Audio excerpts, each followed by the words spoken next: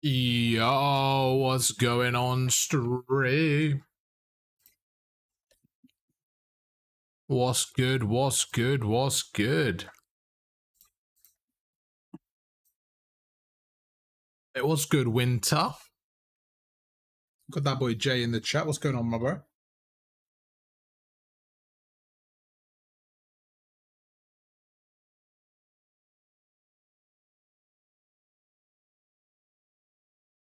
Hey, what's good, Zeph? You want to get coached for free? Unfortunately, I don't do that, bro. Unfortunately, my boy. Listen, chat. Got some sad news, chat. My gaming PC has crashed. I don't think we'll be able to play Modern Warfare 3 for the remaining of the season, chat. Unfortunately. What's good, Matthew? Listen, chat. My gaming PC crashed, man. It's a bit of a headache, chat. Bit of a headache, to be honest with you. Bit of a headache, but it's all good, bro. We move on, man. You get obstacles, you gotta move on, man. It is what it is. I was a bit upset, a bit annoyed, if I'm honest with you guys. It was just, out of the blue, and I was just like, it was a massive headache, man, massive headache. But I'm trying to get it sent back, trying to get it sorted for Black. Hopefully tomorrow I can get it sent back. I'm hoping that's the kind of plan. Maybe tomorrow, the day after, get it sent back. Hey, what's good, Katori? Hey, if you guys want to get coached, man, hit me up on Discord. I'm gonna leave the link here, and what I'll do is after the stream, I will inquire with you guys. Listen, bro. I've got a bit of a queue and stuff, Zeph. So like, it kind of depends on what's going on, bro. I try to like help out when I can and discounts and stuff, but it really depends because of the queue and everything, bro. But if you hit me up, man, we can have a conversation and we'll try to work something out, bro. We'll try to work something out. I try to do like bulk sessions and like subscriber discounts and stuff like that. I try to be fair as well. So I like working with people long term as well. So, so it's one of those where it's like, if you want to have like, I want to work with you long term, right? I want to work with you for like two sessions a month. But I tell you, I'll do this amount for you. So we'll work together, stuff like that. Hey, what's good, Joey? Yeah, man, it's a bit unfortunate, chat. My gaming PC crashed, man. Really, really annoying. So right now I'm kind of spent the last few days sorting that out, man. Like I said, bit of an obstruction, if I'm honest, but it's just one of those, man. It is what it is. It is what it is. Hey, whoever's messaging me on Discord, I appreciate that. What I'll do is I'll check after the stream. I'll get back to you guys and we'll sort something out. All right, appreciate you guys. But for now, we have some more coaching. So what we're going to do today, I do have my PS5. I don't have a scuff for that, which is the issue. That is the issue, chat. I don't have a scuff for that. But what I'm going to try to do, hey, what's good? Hey, good. Kataria, hit me up on Discord. I'll check after that, bro. But yeah, what I'm going to do is we're going to go through, we're going to do a coaching session now. And then we're going to go across and we're going to do...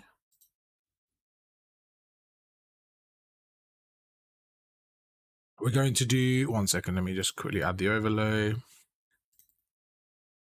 Hey, what's good, Sin? Sin, bro. Listen, Sin, my gaming PC crashed, bro. It's been a bit of a nightmare for me, to be honest, bro. It's been a headache, bro. My gaming PC crashed. I've been stressed in the last few days. I've been all over the place. I've been trying to like, yeah, it's been a headache, man. It's been a massive headache.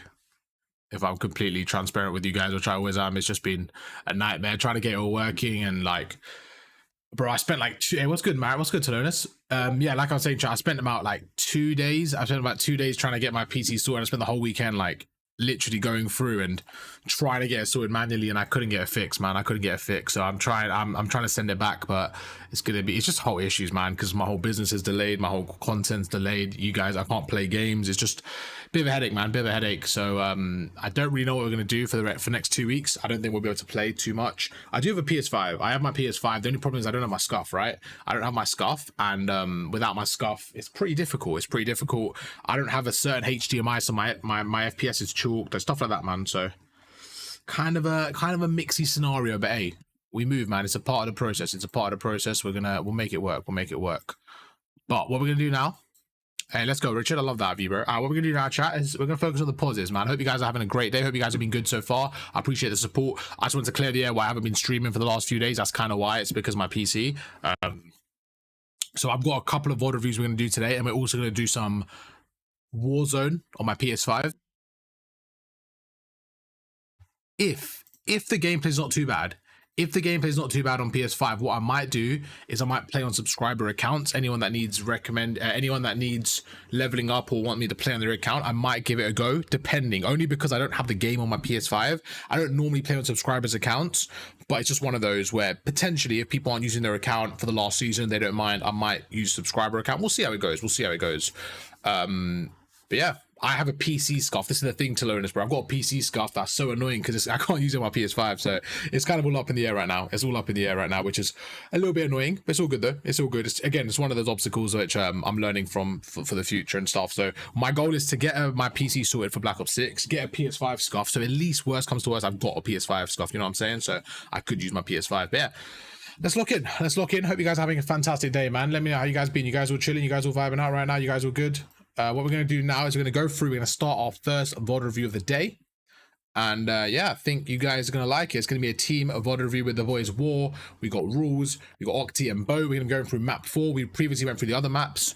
And yeah, I'm super excited for this one. Let me quickly make sure the mic's all going. If you guys have any questions, let me know. If you guys want coaching, personalized coaching for Black Ops 6, hit me up now on Discord. We have quite a big queue, if I'm honest with you guys. So I'm trying to get it all sorted now behind the scenes. So if you guys hit me up on Discord, I'll get that sorted. So Black Ops 6, as soon as it comes out, we can get running with the coaching. I'm going to be doing a lot of coaching for Black Ops 6. For me, that's going to be my biggest thing I'm working on. I'm probably going to take on around 20 to 30 clients for Black Ops 6 and just really work with them every month and get them to their potential. So I'm super excited. We're going to be cleaning up the Discord server as well. We're going to try making it more active for teams.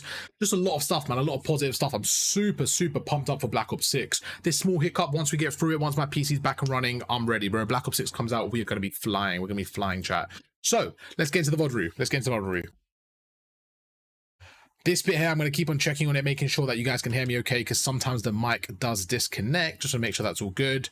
Okay, let's go. Right, should be good. Let's run it. Make sure this is fine. Perfect. Okay, cool. Like I said, if you guys got any questions, I'm going to be locking in for this VOD review, and then we'll kind of go through it together, okay? Right, let's go.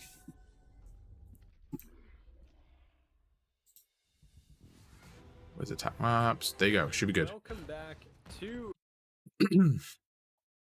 Yo YouTube everyone, welcome back to the channel. For today's VOD review, we're going to go through map 4 and map 5 for the Boys War, J Rules, Octi and Bo. Sit back, relax, and let's go through it. As we approach Black Ops 6, we're at the final hurdle, the final stage of the season, and right now what I'm really going to focus on is teamwork, map awareness, and overall the effect that you have on your teammates. I'm not really going to focus too much on Modern Warfare 3 in terms of like, oh, you should have done this on Rio specifically. I really want to focus on the game and how we can use this map and this VOD review for Black Ops 6. So let's go through it. The team I'm kind of coaching and we're going to be going through is going to be the yellow team in this scenario. In this case, it will be, let's make the colors at least a little bit coordinated. So what we'll do is, because we're going to be working with Dallas Flat, we'll make it the red team. So the blue team on both sides is the enemy, right? So nice and simple. Yeah, hopefully that's okay for you guys. Let's go through it. I might be opening this up every few minutes just to make sure my voice is still activated. It's my OBS. So if you see this come up, don't worry too much about it.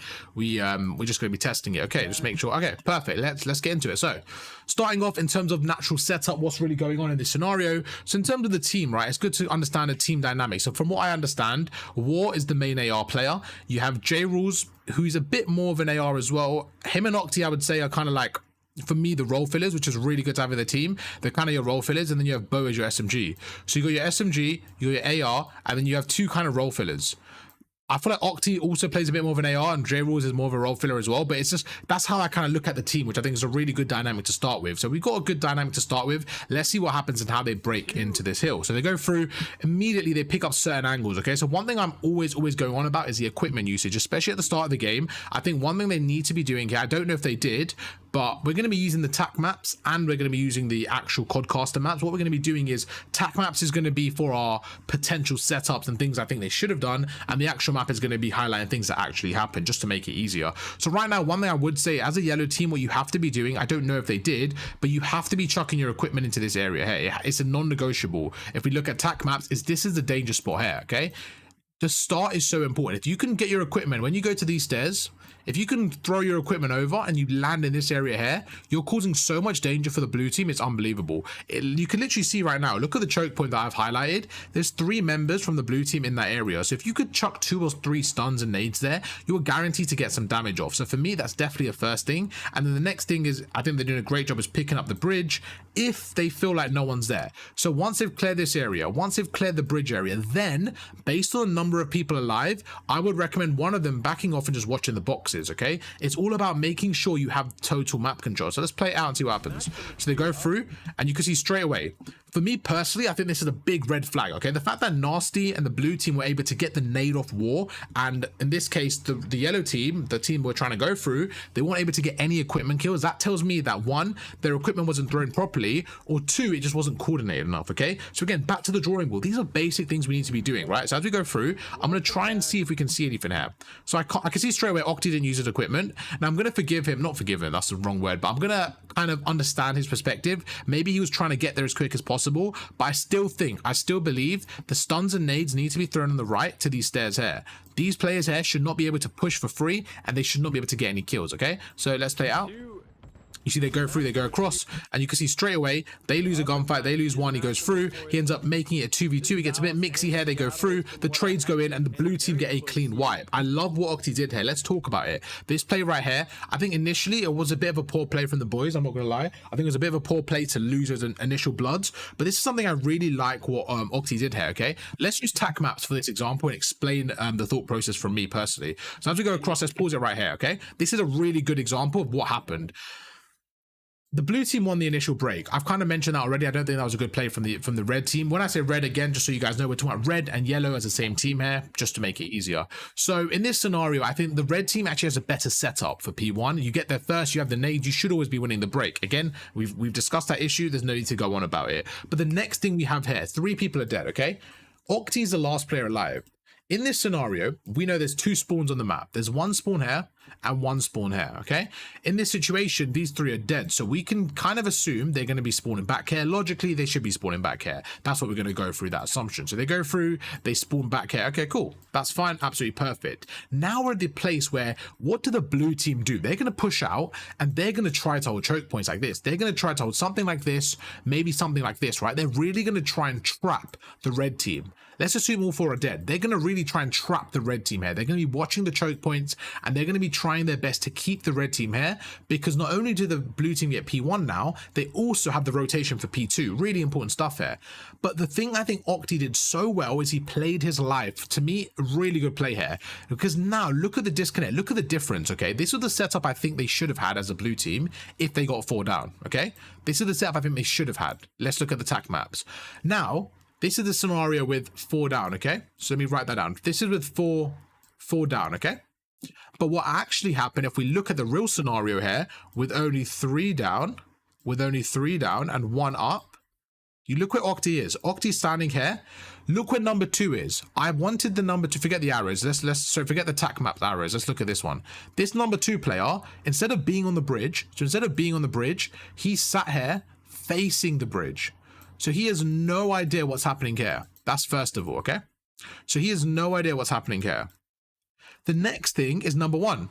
This guy should be watching these right stairs. This guy should be watching these right stairs. But guess what? He's over here watching his flank. So you see how Octi has brought out 2 members of the blue team? Great play. Now 2 members are distracted by Octi. They're both looking at him. That means his teammates are technically in a 3 versus 1. It's only number 4 left.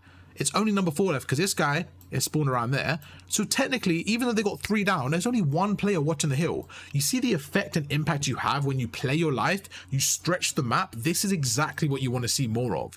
Again, really bad break from the team, but that recovery right there is really, really important, okay? And you guys can do that when you're playing solo, when you're playing with the team, whatever the case may be. You want to stretch the map, especially when you're the last alive. So right now he goes through. It's very important for him to play his life. Now for me personally, to be a bit more impactful, he's got some equipment. Chuck a stun, chuck a nade, and look how much positive effect that's had. Look how brilliant this is now.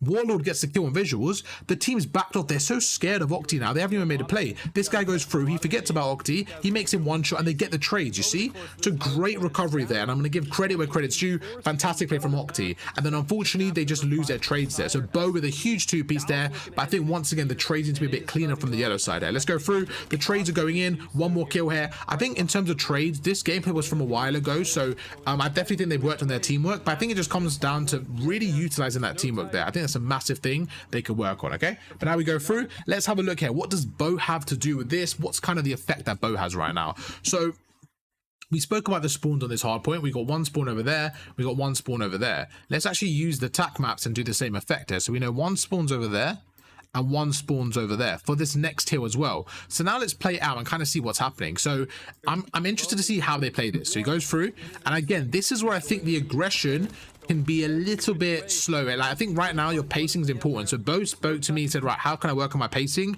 And this is where I think you have to be very important. Think about this perspective right here. If you could go back in time right now and relive this moment as Bo, what would you guys do here? I want you guys to think, what would you guys do? What would the best play be? Now, this is really important because it's not about what the best play is. It's about what is the play that is likely to give us the lead going to the next hill. What is the best play to do here? So me personally, I'm looking at this scenario and saying, right, my team are dead. So I'm Bo in this case, okay? I'm thinking of myself as Bo. My team are all dead. That means 3 of them should spawn here, okay? Hopefully you guys are with me so far. So we're going to have 3 teammates spawning around here. I am ready for P2. Let's change colors a little bit so we know what we're talking about. This is going to be P2, okay? In an idle situation now, I am buying time so my teammates can travel through this area and help me without getting killed by the enemy. That's my ideal goal here. So what I personally would do if I'm Bo is I would try to be annoying and do something similar to Octi. What did Octi do? When his team died and he was there, he simply went towards their side and caused a distraction, right? So if I'm Bo here, I'm doing the same thing. I'm pushing through. I'm trying to be annoying and getting to their spawn. Why? Because they then have to turn around and look for me. The longer it takes for them to get me, the more time I'm buying for my team to rotate through. And that's the key feature for me personally. You're buying the time, okay? Let's have a look at tac maps here and show you guys on a different diagram. If I'm the blue team and we have a setup like this, it's very, very easy, right? Because I know the red team are pushing through. I know exactly what to do. It's very, very easy. You can see we've held them in nice and easy. But if we have 3 people down like they did, and they actually have one person right here going towards their spawn, in this case, this is Bo. They now have 2 people looking for me. You see the difference now? You see the difference now? This guy goes middle. Let's say this guy goes to the left. It's completely different because these 2 looking for me now, the 2 players that are looking for me now, they now give time for my red team. My red team now can push through. They're 3v1. It's nice and easy for my red team to retake. So when you're the last player, you don't want to die here because then you have 4 people on one side and it's easy to hold. So I think, Bo, this is where you need to be a bit smart and say, right, I am the last alive. Let me go to their spawn. Let me play smart. Let me be annoying. I trust my gun skill. Let me be annoying. Let me be back here and causing a distraction. Instead, you see, he goes through and he wins. He goes for a gunfight. He ends up losing that gunfight. And now look, if number 1 and number 3 are good players here and they understand the scenario, they are going to get to these power spots before number 7 gets through. And that's the timing right there. What Bo wanted to do there, what he should have done is buy time, buy time, buy time, let them be quicker, buy time and let your teammates rotate around, okay? So let's see what happens there. They go through and you're seeing it. Now they go across and look at this. If Snow was a bit more aware there, I think that's a fair word to use. If he was a bit more aware there, he probably gets that kill there. And you see they go through. In this scenario, yes, the yellow team broke it. But again, we're focusing on what we could do better. We're trying to be perfect. I don't expect everyone to be perfect all the time. But if we can learn, okay, what is the perfect play, we'll get closer and closer and closer. I can review my gameplay, even when I fry, and I can see 30, 50 mistakes. The reason why is because Call of Duty is about every single micro decision. And that's what we're going through today in terms of getting prepared for Black Ops 6. So let's go through here. So when I look at this team, like I said, they've got the fundamentals, they've got everything in a good spot, but it's just about putting them together. Right there, Bo's got the gun skill, but it's about having the discipline to say, right, I'm going to buy time for my team. They go through X and play from wall there. Bo goes in. In terms of gun skill, great stuff there. Number 7, I love the play going through middle, and this is fantastic. You see, they go through, they get a bit of a split spawn there, and right there, number 7. Again, being a little bit patient there. Octi goes through. He ends up catching terrible timing. It's a little bit all over the place right now. You can see from the map, they go through, the splits go in, and it looks like it's going to be a trade. Right there, I expect them to trade that. And you can just see the yellow team. They're just kind of all over the place in terms of the trades, and the blue team win that one. So P2 was a bit mixy. P1, they gave the blue team a lot of time. Let's see what they do in P3 and how they set up here. So straight away, there's a few things we want to highlight. What is the ideal setup? So again, I'm going to use attack maps here. I'm going to use attack maps to kind of set up what we want. So in this scenario, what we want here is we want a bit of a... Let's go through this together. So we're going through P3 now, right? So we're going through P3. So we're just going to focus purely on P3 right now. And we're going to focus on the spawns. So the spawns for P3 are exactly the same thing. So we're going to put the spawns here, which is going to be spawn 1, spawn 2. So right now, what you really want, so this is spawn 1, this is spawn 2. You really want to spawn here. Like, if I ask you where do you want to spawn, it's probably a no-brainer. You want to spawn here, okay? But what you don't want to do is you don't want to hold the hill like this. Because what happens is if you guys die, then, like, let's say the blue team pushes up, and this is where it gets really, really important for me. If this is your map control, let's say this is your setup, okay? You have one there, you have one like there, you have maybe one person there and say one person there. The problem you have is this. If the blue team set up a good push, let's say they push in together like this, they push in together. What happens if their trades go in? Let's say the blue team killed 2 people. Let's say it's 2-2, okay? So this guy dies, let's say he dies, let's say he dies, and let's say he dies, right? The problem you have now is as they go through and they push through, they're in your base. Like, yes, you might spawn closer, but now this guy's fighting 2 people. It gets mixy. You're fighting 2 people. And imagine, let's just say the blue team win these gunfights, right? Let's say it gets, you know, trade. He dies. And then let's just say the blue player wins his gunfight. You are now in the hill. Even if they're spawning at the back now, by the time the fights are going in, your teammates are coming through. You see what I'm saying? Like, middle map control is clear. It's basically going to be map control from here. So yes, you may have the spawns if you're the red team, but you don't have a lot of map control. So after one wave of deaths, you're giving up the whole hill. So what I don't want to see is that. I want to see this team make sure they have high map control here. So I'm going to back away. I'm going to see what they do here. So I want to see the blue team, like, kind of struggle to break it. I want to see the red team have someone like Bo push up a little bit. I want to see someone like War on a head glitch getting like on a tank. I want to see Octi and Ocredi in an off angle. I want to see Bo pushed up. This is what I want to see. Something like annoying to play against. Let's see what happens there. We're going to play it out. So number 6 goes to left. Number 8 holds boxes. And right now, this is the small detail I want you guys to think about. It's just this bit right here.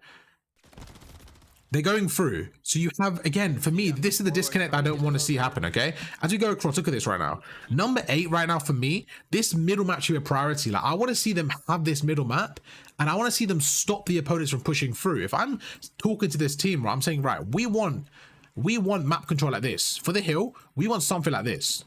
Instead of having this, you see this distance, this is map control right now. This is the extra map control we want to have. But look at this gap right here. Look at number 8. If number 5 is standing there, think about it. How can anyone come through boxes? If War is standing right there, it's not possible for anyone to come through boxes right now. So if I'm number 8, if I'm Bo, I should be screaming to go through middle map. I should be holding middle map, making sure they're not even coming through, and we have that map control. Same with number 6. The angle he's sitting at, for me, is he's sitting here watching this angle, right? Why not sit here and watch this whole angle? Look at the difference in angles. Over here, you only see that. You're very tunnel vision. You only see a small part of it. But when you're over there, you can see this whole area. So it's all about map control. It's all about gaining the map control, understanding where the opponents are coming from and stuff like that. So let's play it out once again. Let's see what happens here. They go through. So look what I'm saying. With rules, me personally, I prefer him over there because he just has a wider angle. Right now, he can't see visuals. He should be scaring visuals. He should be backing visuals away and making sure visuals can't get any gunfights and can't close the angle. War goes through again. War, 8 seconds left there, bro. You need to be holding boxes from a better angle. If we look through, look how many angles there are. You don't need to be there. You could be on the head glitch. You could be back on this head glitch. You could be on this head glitch. Play your life from a smarter angle, okay? Because you dying there, now they're worried about boxes, you see? So now middle map has less team pressure because they're worried about boxes. It all comes down to this domino effect. That's 2 dead here. That's 2 dead. Imagine if number 3 went down those stairs there. So Octi gets a trade there, but now you can see it's a bit mixy, right? They're backing away. Look at this. He's backing away, backing away. There's no map control. They don't know about boxes. And this is what I mean in terms of getting those kills. Right now, this is exactly what I'm talking about. Team map pressure. If this team wants to get to the level I know they can get to, they need to improve in this team element. Right now, I need to see this team push up here. I need to see one of these players getting mixy, sitting in a corner, playing an off angle, being annoying, so that when the blue team run past, they get easy kills. That's what I want to see. I want to see one of these players cutting the lanes here. Really important stuff here. And you can see they're all watching it. They're all holding it. I'm not a fan of this. I'm really not. Because the pressure's coming in. Your pressure's coming in. Look, they go through. Octi dies now. And look at the map now. I want you guys to look at the map, okay? Let me quickly shut the window, chat. Back in 1 second, okay? It's raining. It's pissing it down and my window's open. Give me 1 second, chat. I've paused the recordings. Do you guys have any questions? Chat, do you guys have any questions? How's it so far? Hey, Lugo with a subscription. My boy, thank you so much, bro. Thanks so much. Chat, any questions so far?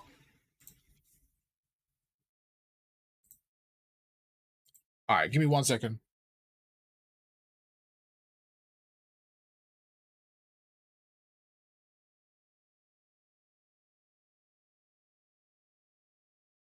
Okay, should be good to carry on. Right, I think we're good to carry on.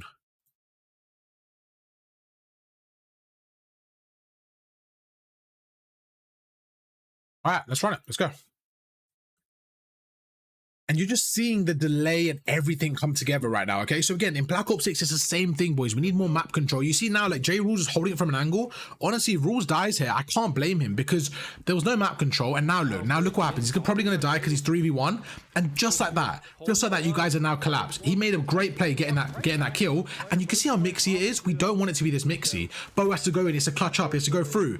And just like that, they flip the spawns, right? We never, ever want this to happen. You guys are definitely good enough to have more map control, because now Octi's going through, he plays it patient. Great kill from Octi, fantastic play. The gun skill has never been an issue for me. The gun skill has never been an issue with this team. The pacing hasn't really been an issue. It's more just having the effect. I want you guys to, like, when you have setups, really be impactful. What you did right there was fantastic play. Octi, great gun skill, goes through, gets 3, gets 4, absolutely fries them. You guys broke that hill. Now this is my point, this is my kind of main point of this, okay? If I look back here, up to this point now, you guys messed up. Against a better team. Let me back away even more. Against a better team right now, when the trades are going in, out, right now. The trades are going in, right now. If the blue team is a better team, if they're a top challenger team, again, no disrespect to Seattle Sloths, I don't know who they are, no disrespect to them, but if they're a better team here, this is my point. The yellow team in this case, I think, are going to lose the rest of this time now because they've lost the big setup and now they're going into a difficult area. Them clutching up is fantastic. Great play right now from Octi. Fantastic patience. Great play. But we cannot go into this game right. We need to be better at our setups, because if you guys now are down by 40 and you lose these gunfights here, which I think you should have. When I say you should have, I'm saying, like, against a better team, they're not going to give you this opportunity, in my opinion, right? So let's say you're playing a really good team like a FaZe, right? And you've done this to them. This is the difference for me. Why we can't be letting them break our hill in the first 20 seconds, okay?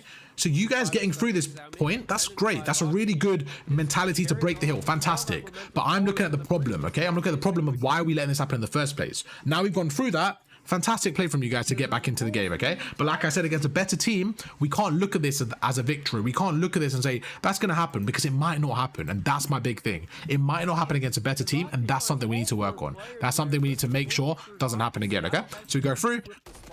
Unlucky there, we go across. Let's see what happens. So number 6 goes through. Number 6 again. If I'm J Rules right now, I don't want to be jumping out. I don't want to be flying down. Why? Because your whole team just died here, okay, bro? So in this situation, again, it really comes down to kill feed. Bo just died. You are by yourself, okay? So when you're by yourself right now, and Visuals dies as well. Sorry, Bo and War just die.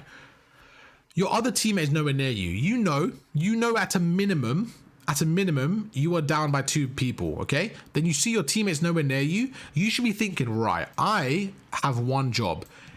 Delay the time, kill the opponents, maintain this map control for next hill. That's it. I don't want you to overcommit, do anything crazy here. Just take your time. Wait right now. See where Bo and War spawn. As soon as you see War spawn there and Bo spawn there, you know they are spawning out. You need to play your life there. So again, just you being a little bit over aggressive here, guess what happens now? They get the kill. They now turn around. They then set up for the new hill. So now look, you see number one now? You see how number one's going to set up for the new hill? It's because you died. He now has a freedom to set up for the new hill. So it's a big domino effect. So again, they've got you guys trapped in here. They've got you guys kind of trapped in. You go through. Rules gets one. 4 reads a pinch here. Vigil's going to hold it. Again, another kill goes through. They know that number 6 is trapped there. They know Rules is trapped there. I think number 4 should have stayed there, to be honest, but he's probably going to get the kill here. Yeah, so now you can see they get the kill, and now they're going to hold this angle. So you're seeing how it's all playing out, right? It all comes down to those 1 or 2 kills there. It's just about playing your life and sometimes waiting, being a little bit more patient there. Now you guys have 3 people. Let's see how you guys break this. First things first, equipment. I don't know if you guys have used it. I'm going to assume you have. Let's go through. So again, right there, Bo jumps in. Now, Bo's a very aggressive player, something we spoke about. But for me personally, I think understanding your pacing is going to be your biggest attribute. As Bo, I want you to work on that for sure, bro. Like right now, for me, if I asked you if anyone's boxes, I don't know if you could tell me the answer right now. So for me personally, even as an SMG, as an aggressive SMG, I don't see a world where you don't stay on this head glitch and play for a kill first. Because the first thing we have is J Rules is dead. So you guys are now 3 versus 4. The blue team they know you're coming through this area. They know this is your choke point, right? If they understand spawns, they know that you guys spawn over there and you're coming through that area of the map. So for me personally, you, even as an SMG right now, even as an aggressive player, what I would recommend and I would kind of advise you to do is play your life first. At least get the numbers back. Because you jumping in right now, let's say best case scenario, you get a kill. You're probably going to get traded, right? So now you get a kill. So Bo gets 1. Let's say you take out whoever. Let's say you take out Visuals, okay? Remember, your teammate is dead right now. So this is the score 3v3. And then you get traded, okay? You are still leaving your team now in a 3 versus 2. So now War and Octi have to go in and break this hill 3 versus 2, you see? And this is why I think sometimes, again, playing it patient is really important. Look what happens there. You jump in, they go through. You end up dying there. So now not only have you died, War's probably watching over you thinking, oh, you're going through, right? You're running in. So he's probably like trying to help you. So he's getting over aggressive and you guys get no kills. Now Octi's by himself. Rules has just spawned up. So now Octi's by himself. He has to play his life here. He has to play his life. He has to play his life. Him playing his life here, he's not really doing anything, which is fine. He can't do anything right now. And guess what? They are 4 down. Again, trophy system, they should be better. So one thing I will give Octi a lot of credit for is I think he plays his life really well when the team die. I think he does a really good job. As I say that right there again, you can see the effect this has. I never think you're going to be able to jump on because they know you're coming through there and you got no opening kills there. I know that nade did hit them, but they realistically have 3 people still. So it's one of those where I personally think, again, playing on that tank for me is such a better play there. Just playing on that head glitch and just stopping them from going through, such a better play, okay? Goes across, and you can see this whole hard point. I think you guys could have done a lot better of a job. You go through, you end up getting the kills eventually. Great pinch there. But once again, I think they had control of that, and you guys did a great job breaking. So I think your break there was pretty good. But again, the first break could have been a little bit more tactical from you guys. Going across now, the trades are going in. Looking at number 7 for me. Octi, I love this play, playing it patient. I love this play. I really love this play. Holding mid-map pair. They should be rotating. This is fantastic. Really, really good stuff here. You see he's holding the mid-map control. I like this a lot. I like when number 8 is sitting, and this is what I think Bo's at his best. He's an aggressive player. Slow it down. Take your time. Look at this kill Bo gets. Perfect. Play creddy. Be annoying. Cut the lanes. This is the play style I want to see from you, Bo. When you slow it down, you end up being more impactful. Then you reposition. Now you go for a different angle. You hold a different creddy. So again, right there, look at that. You hold a creddy. You go through. You should be able to get that kill. Okay. I was a bit all over the place, I'm not gonna lie, but that was a bit poor from Bo, I'm not gonna lie, but he ends up winning that one.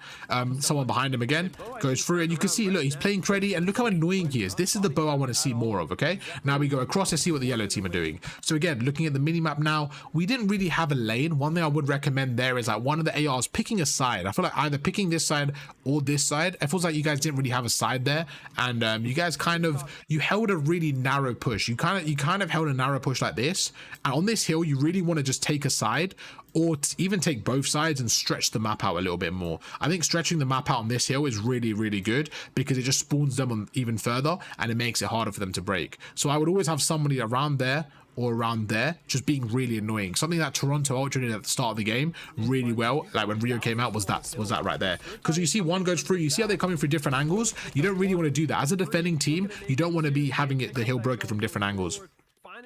Goes through, the last guy's on the hill. Let's pinch him as quick as possible. Perfect. So now we have a good setup right now. Let's see what happens there. So now you have number 7 watching middle. You have number 5 and number 2 watching over, and number 5 and number 8 watching over. Let's see what happens there. So number 8 is going to help in middle. This is absolutely fine. Great play, takes out one. Great play there. That's another second one. I think right now you guys can kind of stay where you are middle, work together. Again, just a small thing there. Like, I think right there, Bo and Octi, like you guys get 2 middle, right? In my opinion, this is where you can be really, really clinical. When I'm looking at these stuff here, it's like, right, how can we be even more clinical here? So I think this is where you guys got to like look back and say, right, what do we want to do here? Because I don't think there's one right answer, but we know that number 5 has an AR and he's sitting right there, and number 6 is watching over. The first thing I personally would say in this scenario, I think that Rules is in a good spot because he's watching over War, okay? Now, could he be a little bit pushed up? Maybe, but I'm okay where he is. I think he's got a great oversight over War. So in terms of worrying about this area here, I'm not really worried about it. What I would prefer, I personally would prefer number 8 and number 7 watching middle. So right now, I think this is actually perfect because you've trapped the blue team around here. I think this is really good. So let's kind of play it out and see where it goes a little bit wrong. And I think this is where the small details go into it. So right now, most of this time, so you can see the disconnect here because now you have 3 people. Look at this. You now have 3 people watching this one way and you have 1 person watching middle.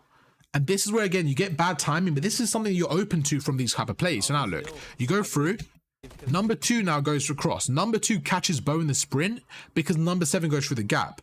Of course, it was bad timing, absolute bad timing there. But you see the disconnect there. And now look, now number 7 goes across. He gets 1. And I just think, again, playing together there. I think number 7 and number 2 could play a little bit together there.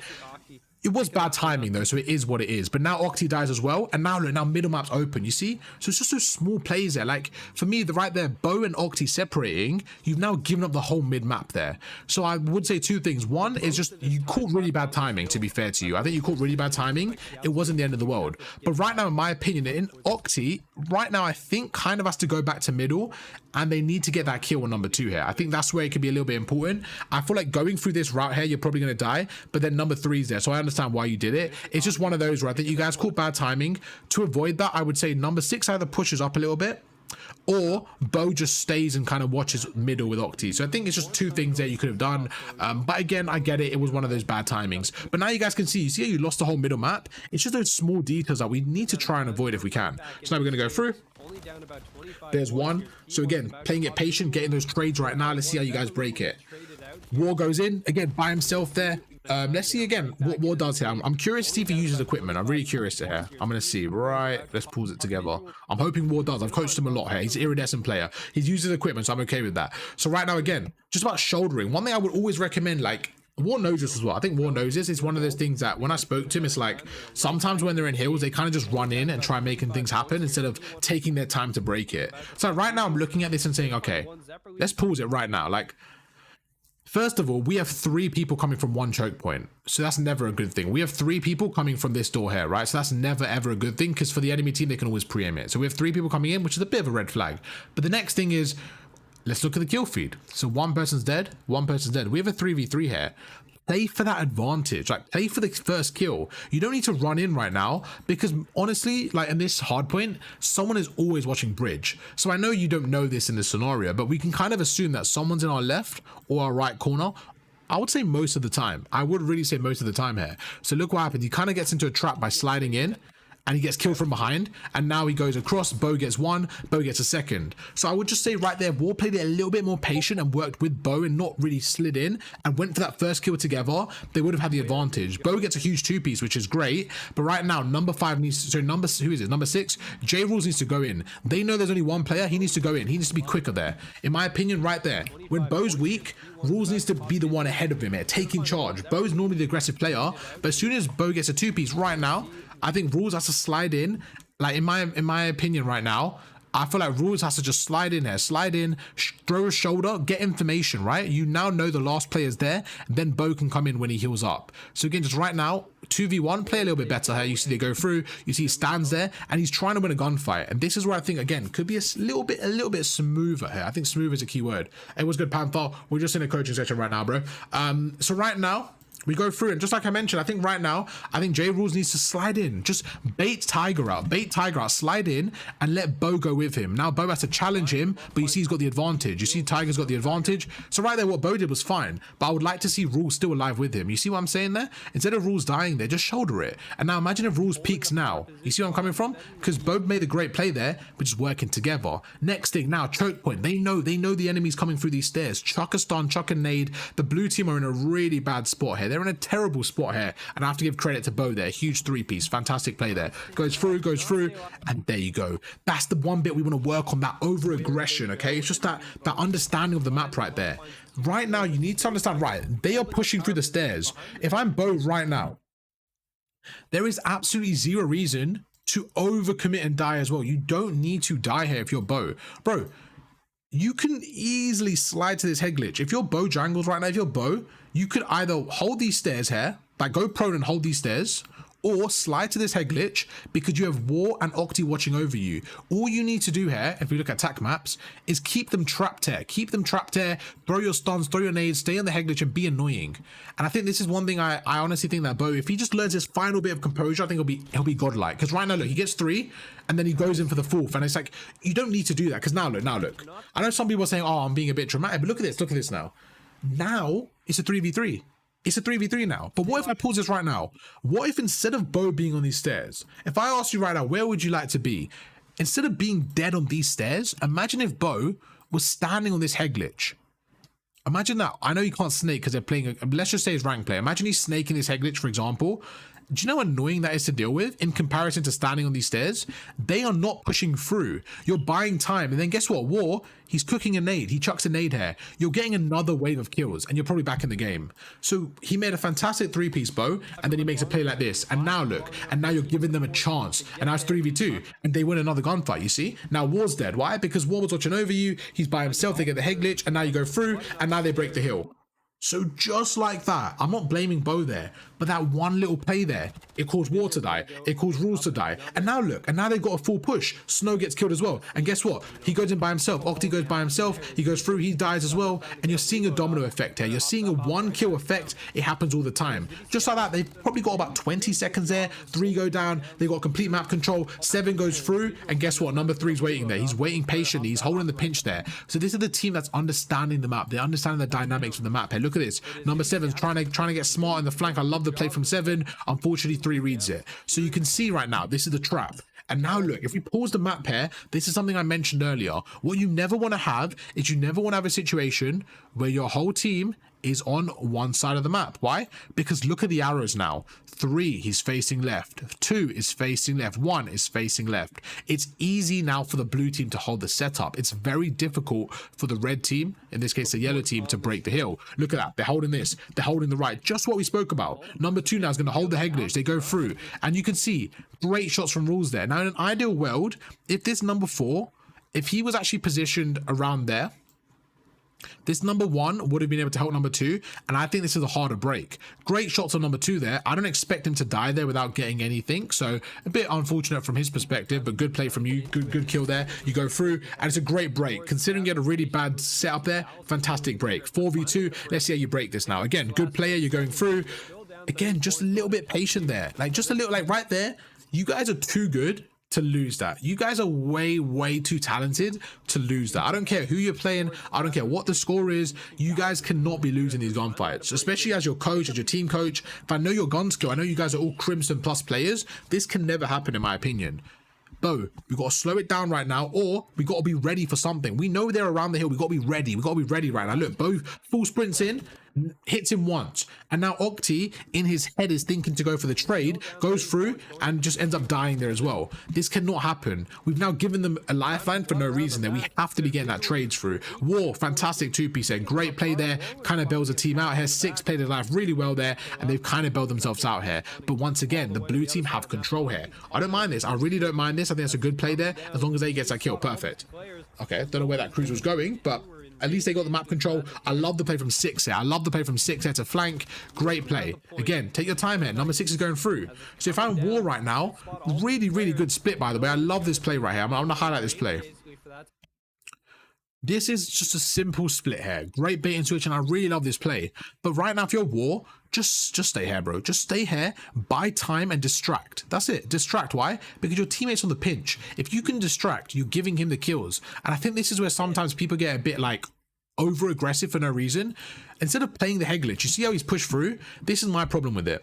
Imagine if you die now, right now. They then focus their attention to number 6. Like, you just need to play your life here and not jump down. You see right now you've overcommitted. Now that this guy kills you.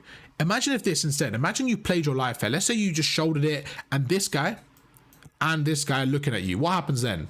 What happens then?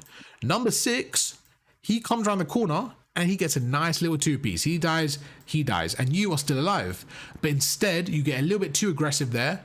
You end up dying right there, and now you leave it in a 1v1. Now, J-Rule should still win this, but in the off chance he dies here, in the off chance that he loses this 1v1, like imagine he loses that 1v1 there, you've lost the whole control. And that's where it gets really, really important. He should still win it, but what we're trying to do is we're trying to maximize our chances, and these small plays here add up. They really do. This wasn't a bad play, by the way, from Wars. This wasn't a bad play at all. I'm being very, very fussy right now, because I'm looking at this and saying, you know someone's there. I kind of get he doesn't know the second player is there, but even this scenario, like, just back away and let him like come to you. You're doing fine. Just play the cover a bit more, because now you die. My point was this, like, actually, this isn't really a, oh, J-Rules must win this. This is actually a 50-50 where Zepp could easily win this. And let's play this out. What happens if Zepp wins this gunfight? What happens? Imagine if J-Rules dies right now. Zepp turns around, and guess what? Just like we mentioned from earlier, the whole yellow side is now on the left. It's a very easy setup. I would say they probably get the next 25 seconds from that. So this one little play, you can see the domino effect it could have. Now, Rules wins it. Great play from Rules. He wins it. We move on. Doesn't really matter. Again, plays the sideline there. But you see when Nasty's playing there, I would have not minded you kind of playing a little bit slow on the head glitch and just kind of crouch there. But good play from you guys. 30 seconds left there. We don't need to get too aggressive. We don't really care about the spawns in this case. We want to kind of hold the new spawns. But good play there. Great play. I would like to see someone rotate. Yeah. So this is where it gets a bit tricky.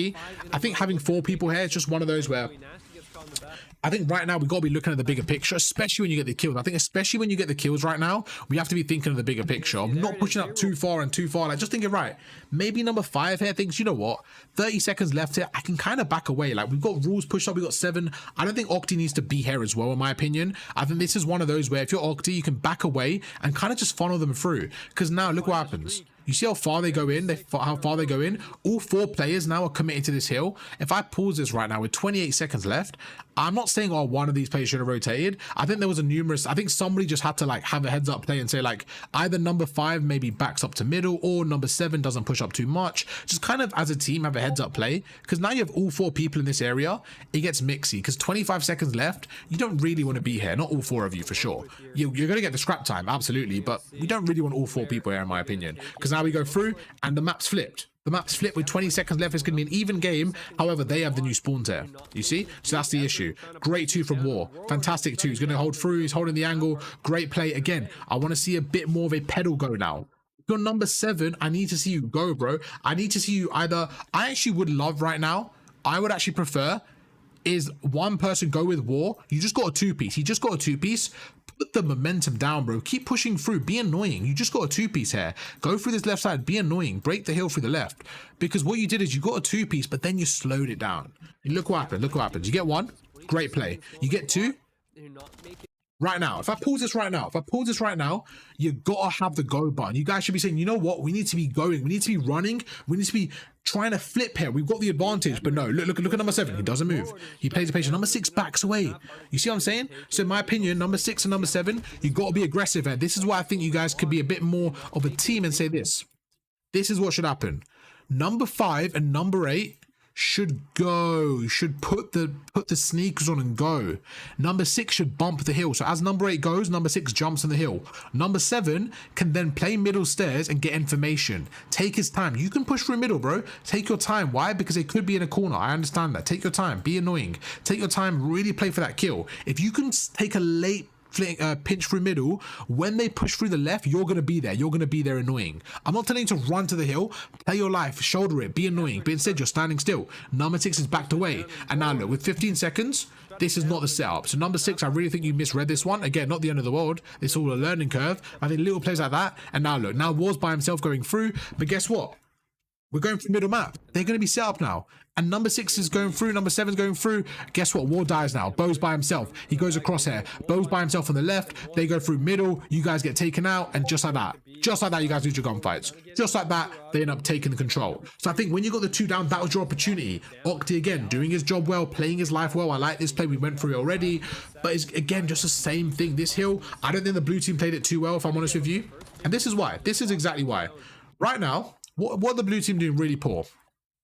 They've got no map control middle, man. No map control middle. So I want you guys to look how easy this is for the yellow team to go through, because this applies to you guys when you guys are playing as well. Look how easy this is for War to jump over this guy's head. Look at this. Look at this. He just runs in. He just runs in and kills this guy. They made it way too easy for him. Now, whether they hold this or not is irrelevant to me. That actual break was way too easy. Goes through, fantastic 3-piece. He fries them. So again, yellow team, you got away with that. Fantastic play from War. Excellent shot. I've never had a problem with your shot. I thought it's always been great. But look at that. Your shot's unbelievable. You should be taking control of these lobbies, right? It just comes down to setups. I think the blue team had a terrible setup there, and you guys made the most out of it. And now you flip the spawns. But again, we can't be relying on that, okay? What's the problem now? No one going through middle. Same issue. Number 5, number 6. One of you need to bump the hill, bro. One of you bump the hill and go through middle. Right now, number 6, you are ahead, okay? Rules. Right now, you tell number 5, yo, play scrap. I'm pushing through. Fantastic play. You literally fried him right now. Right now. You should be thinking of the new hill. You should be thinking of map control. You should be trying to get annoying, trying to be annoying, trying to go through middle, trying to break it. While 8 goes this way, you're trying to break it this way. You should be saying, you know what? Yo, 5, bump me. This is your comms you guys should be saying. Bump me means I'm going to push up, you get in the hill. But instead, let's pause it. Let's pause it now. Number 5 and number 6, they're sharing the hill. There's no mid-map control. There's absolutely no mid-map control. Bo goes through again. Bo, if you're in this scenario, I don't think this is the best angle in my opinion. I think you're going to get traded here. Let's see what happens. I think you're going to get traded from that angle, yeah. So again, I can see that from a mile away. Just putting yourself in this better scenario, saying, right, if you're Bo right now, you have a few options here. One option is to get to this head glitch. The other option is to stay by boxes head glitch. But what you don't want to do is you don't lie on the floor there. Because you may get 1 kill, but you're going to get traded here. You need to be a difficult target here because you're 2v4. Right now, look at this. In my opinion, this is a really bad spot from Bo. He gets 1 maybe, but that's about it in my opinion. You see, he goes through, he ends up getting that 1. And now look, again, same with Octi. I trust Octi there to be in a better position, holding an angle. Because now look, now Bo's by himself, just like I mentioned. And even if he kills this guy, number 1 kills him, he gets traded. There's no middle map control. Do you remember what I spoke about earlier?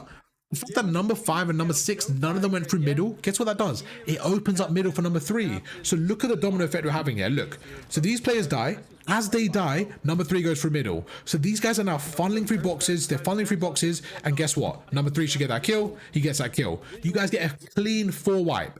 Clean 4 wipe. That should never happen. Ever happen. There's so many little variables there. Every single player could play that a little bit differently. Now they're going to push through. Now look at this. They're going to keep you guys trapped here. I think that guy Zep was trolling, bro. Play a corner. You don't need to run out like that. Now they go through. You guys can't push through this way. They're going to hold the angles. I think they kind of trolled their setup. I don't think it's a good setup, to be honest with them. I like this play from you guys taking your time, but now you guys get pinched. They know you're coming through boxes. They're holding the angles. It's never going to be easy. You're going through. Look, he takes out 1. He backs away. It's so difficult for them. It's so difficult. Rules is going to use a cruise missile. It's just desperation now. For me, it comes down to desperation, okay? Yo, what's good, Tandon? I'll answer you after this. We're just finishing this coaching bod review, and I'll answer you guys in the chat. Appreciate you guys chilling with us today. And again, so this is obviously for Dallas Flat Tires. As we go into Black Ops 6, man, I think you guys have good gun skill. I think you guys have good fundamentals, good gun skill. It really comes down to the nitty-gritty, the small bits. And these are things that can definitely be learned. And it really, really comes down to having good attitude. I honestly believe if you guys look at good COD players and say, why aren't they on a team? It all comes down to attitude. I think this team has great attitude. I've spoken to them all individually. If they can learn to work together like they're kind of doing now and just keep growing, this is going to be no issue for them. They're going to look through and say, oh wow, we trolled that. Individually, they got the gun skill. It's not about that. The gun skill's never been an issue for this team. It's simply about those little areas there where they're not bumping the hill, they're not pushing together, they're not timing their attacks, they're not saying, right, let's watch middle together. They're doing it sometimes, there's some coordination, but sometimes they're doing the wrong play. And the good thing about coordinating things is even if you're making the wrong play, if you do it together, you're more than likely going to have success. What we just saw there was such a good play. Look at this. This is what I mean. Look at this play. He goes through. They're on the pinch right now. Blue team gets across, but look what happens. Bo and Octi go through here. Fantastic aggression. Look at this. Look at this play. As they go through, they got their AR watching over them. This was a great play. Look at this. Octi plays his life to perfection. J-Rules watches over them. The guy's like a sentry gun. There's one. There's two. Look, this guy's tweaking. There's two. There's three. There's four. Great play. Fantastic play. Now, what do we want to do? And this is where the team need to talk to themselves. Maybe have a call with me and say, right, what do we do here? What we need to do is say, okay, we need to gain map control. We need to have the map like this. We need to have the map so that they cannot cross this area. We are down. They only need 30 points to win. We need to be perfect here, and we need to set up for P1. So let's see what happens there. They hold through. They go through. Bo needs to stretch the map. There you go. This is what I want to see now. All I want to see right now from War. All I want to see from War is War shoulder this area. Shoulder this area and be the target. Let Bo sit in this corner. Let the people coming through middle be distracted by War. I want to see War as the bait here and just shoulder it. They're going to look at him. Bo gets the kill. And then he can help them if they need. They've got two people there.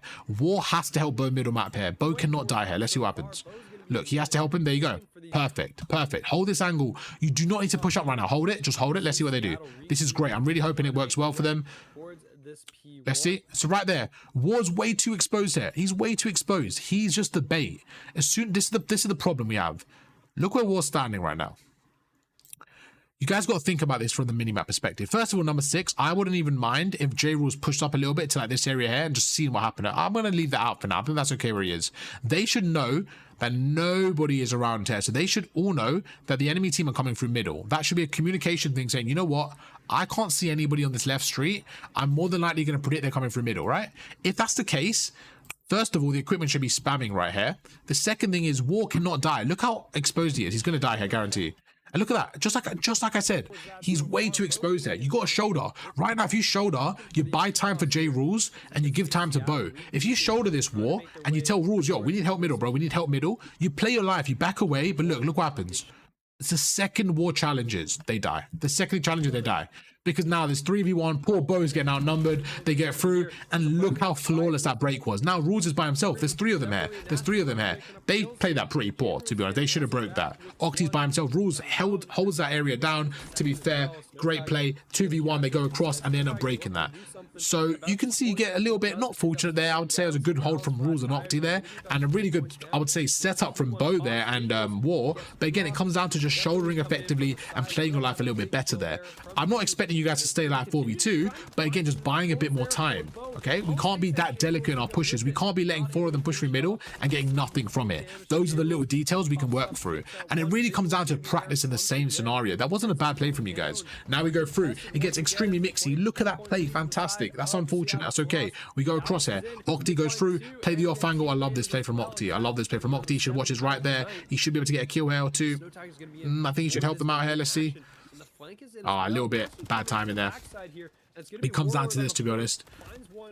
It comes down to this again. 4 go down. We're just losing a lot of trades. But I think this gameplay is a little bit older, so it really comes down to team trades, and they're definitely doing a lot better of a job from what I've heard. It just comes down to the team trades, to be honest.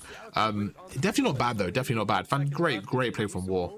I've said it countless times. The guy can shoot. The guy can shoot. Fantastic play. 6 is on the pinch here. Again, timing right now. I want to see timing.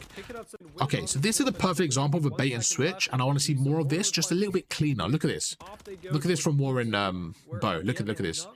Bo goes in and slides across. As Bo slides across, if War's a second more patient, he gets his kill because this Visuals' aim is on bow now. War slides across and fries Visuals. This is something we've seen the Tiny Terrors do year on year on year. It takes time to practice. Unfortunately here you see War overcommits, ends up dying, right? So it wasn't as smooth as we want it to be. But again, the more they play together, the more they work on those 2v2s, they're really going to get there. I actually have advice for people that are playing as a team. If you guys are playing as a team, I would actually recommend when you guys are warming up, play 2v2s against each other. Keep mixing your teams, play 2v2s and do different scenarios. Do like 2v2 shipment and just work on challenging together and like working on your teamwork and stuff like that. And you will actually be surprised how much it helps you guys. I used to do this in Vanguard. I used to play 1v1s and 2v2s. My gun skill got so much better.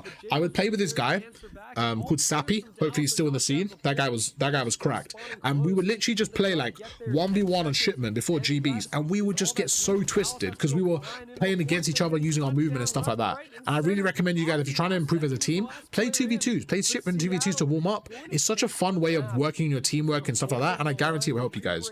And you can see right there, like at the end it kind of got mixy, so I don't really have much to say at the end, but I think that's definitely a winnable series. It really was a winnable series there. Overall, not bad, definitely not bad. I will say some of your breaks were pretty impressive considering they had map control. We just got to work on some of our setups a bit more. I think the setups we could definitely work on there. But YouTube, I hope you guys enjoyed the video. I hope you guys enjoyed the video as well. Dallas Flat Tires with the boy War, Rules, Octi, and Bo. Shout out those boys down below. And YouTube, if you guys want your own VOD review, whether it's a personal VOD or a team VOD, I'm going to be coaching now until Black Ops 6. And Black Ops 6, I'm looking for some long-term subscribers to coach you guys throughout the year. I'm looking at long-term clients. I want you guys to reach your potential.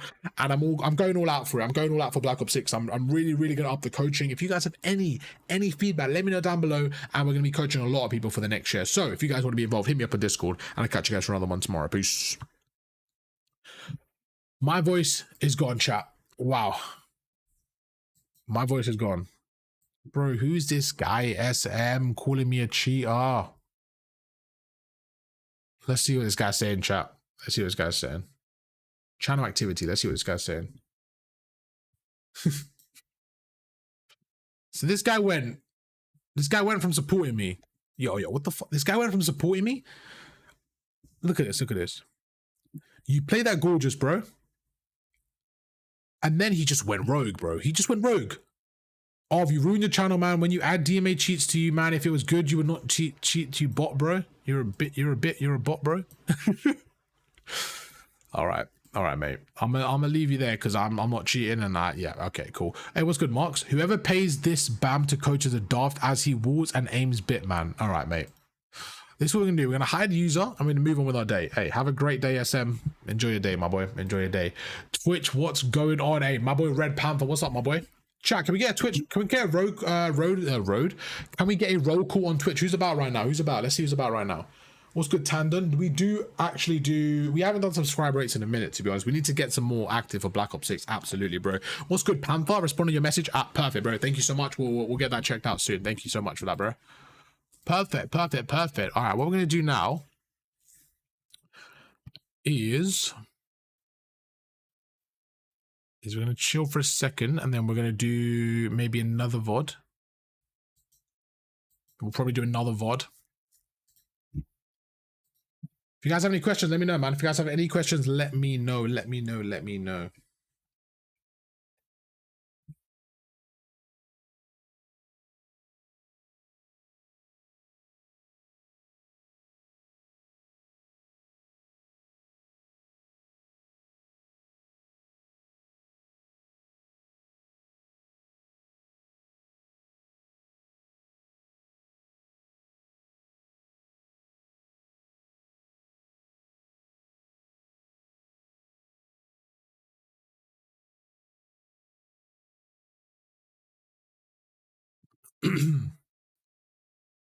I've unlisted the video. Hey, perfect. Thank you, bro. Thank you, Red. Thank you, bro. I'll check that out probably tomorrow then. I've got your other VOD, all right, bro? I've got a little bit of a queue, so I'm just trying to get through them, but I'll check yours out as soon as possible, my boy. And yeah, thank you for unprivating the other one. I'll have a look at that as well. I'll have a look at that one as well, for sure.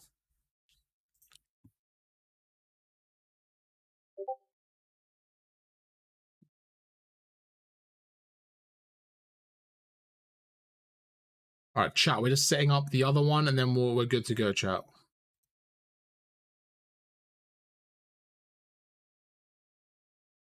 Chat, we're just setting up the last VOD, and then we're good to go. If you guys didn't hear, chat, my PC unfortunately broke, my gaming PC, which is really annoying, but we're trying to get that fixed. We're in the process right now.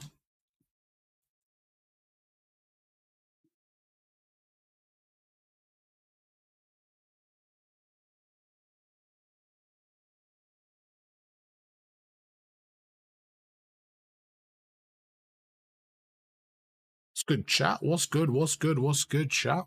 How are we doing? Give me 1 minute, chat. We're just setting up the overlay, and then we're good to go, chat. We're good to go.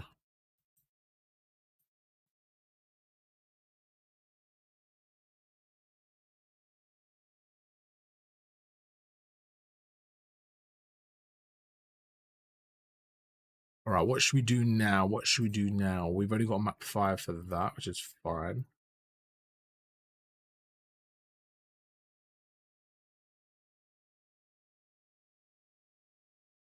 All right, let's do one of Bam's. We got Bam Bam here, the boy Bam Bam. Got that boy Bam Bam. It's going to be on a Vista hardpoint, chat. We ready? Chat, we got a Vista hardpoint, chat. We got a Vista hardpoint. Let me quickly make the thumbnail. We're good to go. Chat, if you guys got any questions, man, feel free to ask away, chat. Any questions, feel free to ask away.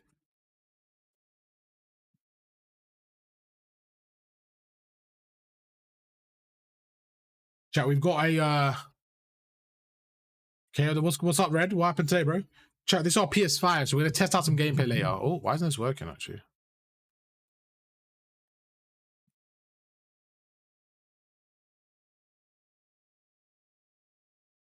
Why is this frozen?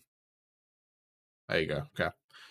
Chat, we're going to test out the PS5 later. Maybe play some Warzone on it. I don't have Modern Warfare 3 on this, unfortunately, but we will test out some Warzone. I don't know how it's going to play. I really don't, but we'll see. We'll see. I don't have a scuff or anything, so it might be a bit chalked, but we can test it out. I am also on like 60 FPS on this, which is really annoying because I don't have a display port, whatever it is. I don't think my HDMI, I don't know. It just doesn't look like it's on... I'm pretty sure the FPS is on 60, which is a bit chalked.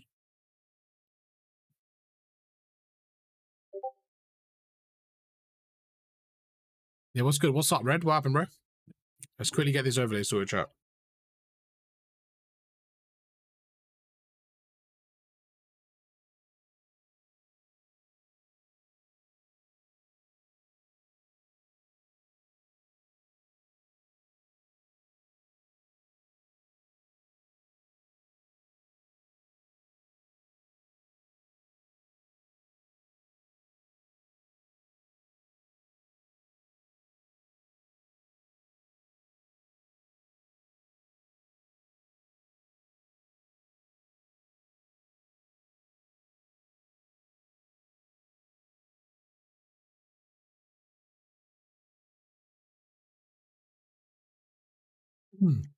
I finally got my heart to account to diamond. It was gold in the beginning of this. Hey, let's go, man.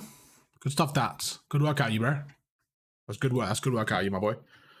Chat, let's really quickly get this overlay up and running, and then we'll run another VOD session for the boys. Hardpoint on Vista.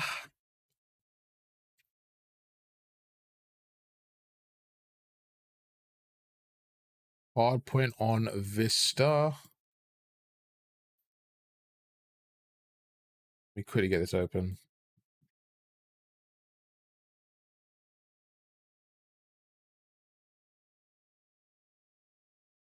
One of the colleagues was 6. Oh, really? That's long, bro. Sorry to hear that, Panther. I hope it's all okay there, man. Hope it's all okay. I know it's probably a little bit of an inconvenience, bro. Sorry about that.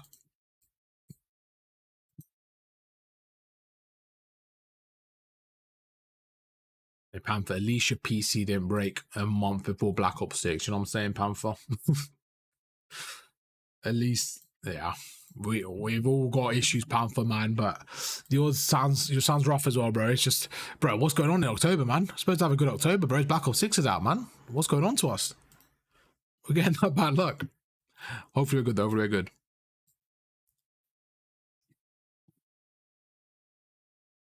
Pamp, I know you got through it, bro. I know you're a warrior, bro.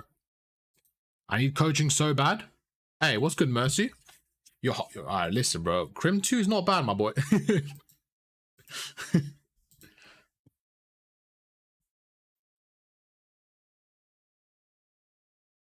Man, to them hard start Crim 2. That's crazy. That's not a bad rank, bro. I mean, I could try to get you to the next level, my boy. I could try to get you to that Eerie rank, but you know what I'm saying? Listen, hit me up, Mercy, bro. Hit me up, man. Hey, you've been following me. Yeah, you've been following me for a while, and it's the first time chat, man. Welcome to the stream, man. What's going on, my boy? Welcome. Your coach, thank you so much, Dats. I appreciate that, man. I appreciate that a lot. I'm glad I can help you out, bro. Yo, listen, chat. If any of you guys want any custom issue decisions, yo, hit me, Mercy. Let's do a VOD review, bro. Let's get you to the even 1 or 2 VOD reviews. I feel like will help your decision making a lot, bro. It's a lot of small micro things I normally find. Whenever I'm coaching someone, I find it's normally a lot of small micro things. You've watched a ton of my videos there. Thank you so much, man. Thank you so much. I appreciate that. Thank you so much. Bam, bam, chat. We're just making a quick little VOD review for Bam Bam. Yo, Mercy, hit me up on Discord, bro, and we'll work something out, okay? Hit me up on Discord, work something out. Chat, what map is this? It's Vista. Vista. There you go, chat. We got the overlay nice and sorted. Give me about 20 seconds and we'll get through. Wow, Red, listen, you need a break, my boy. You need to sit back, relax, and enjoy it. You gotta enjoy the coaching, my boy. Red, you gotta sit back and relax. We might even do one of your sessions today. I've got a bit of a queue, so I probably won't do yours today. But we'll see. Maybe. You getting an upgrade then? Hey, what's good, Mox? I see from earlier. Honestly, bro, I don't know, man. I'm trying to get this PC sorted, the same one, so we'll see what happens, bro. We'll see what happens. I'm trying to get the PC I've got now sorted, but it just depends what happens. Just depends what happens. I'm in the Discord there. Perfect. Yo, hit me up privately, Mercy. If you drop me a message through a DM, and then we'll go through it. All right, my boy? Hey, let's go, Mercy. Hit me up, bro. Hit me up, and we'll get it sorted soon. We'll do like a nice VOD review. We'll get you sorted for Black Ops 6. Just work on your game when it's 1 or 2 sessions. You know what I'm saying? We'll get you ready, bro. All right, chat. Be ready? Any question before we start the VOD, chat? Chat. Any question before we start the VOD? Chat. If anyone has any questions, let me know before we start the VOD review. Okay, we're gonna go through it now.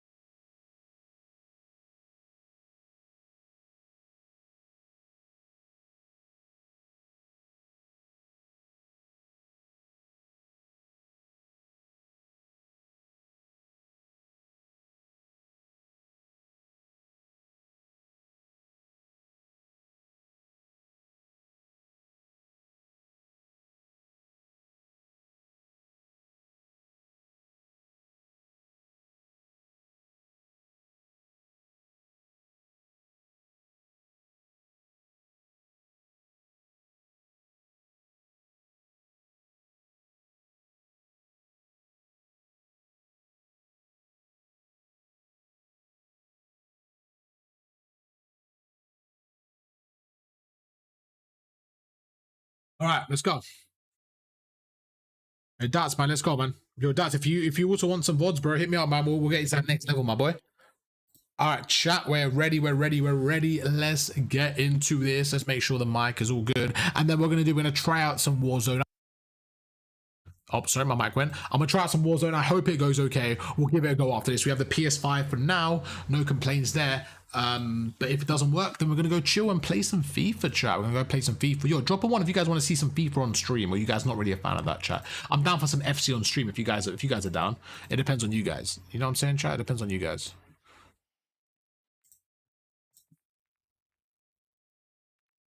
Okay. We're good to go, chat? We good to go?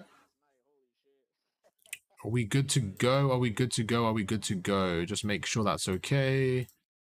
Oh, okay, so he's actually in Diamond. Okay, he's playing with some golds and stuff. Let's see. Does he win the game? Quick little sneak peek. Okay, he wins a game. He kind of fries a game. So, okay. I'll speak to the boy. I'll say we need to get some losses right now. I think Bam's just gonna be frying this lobby, so we need to see what's going on there. That's fine. Okay, cool. Yeah, that was rough. We went 3-7. But that's because those new maps, though. That was crazy. We wanted a Vista. There you go. There you go. Nice and updated. We're just going to quickly wait to see if this goes through. All right. We should be good, chat. We should be good. Just going to make sure the sound's all good. Bear with me for a sec. This is what when we do it live, chat. There's all these few little snags we got to work through.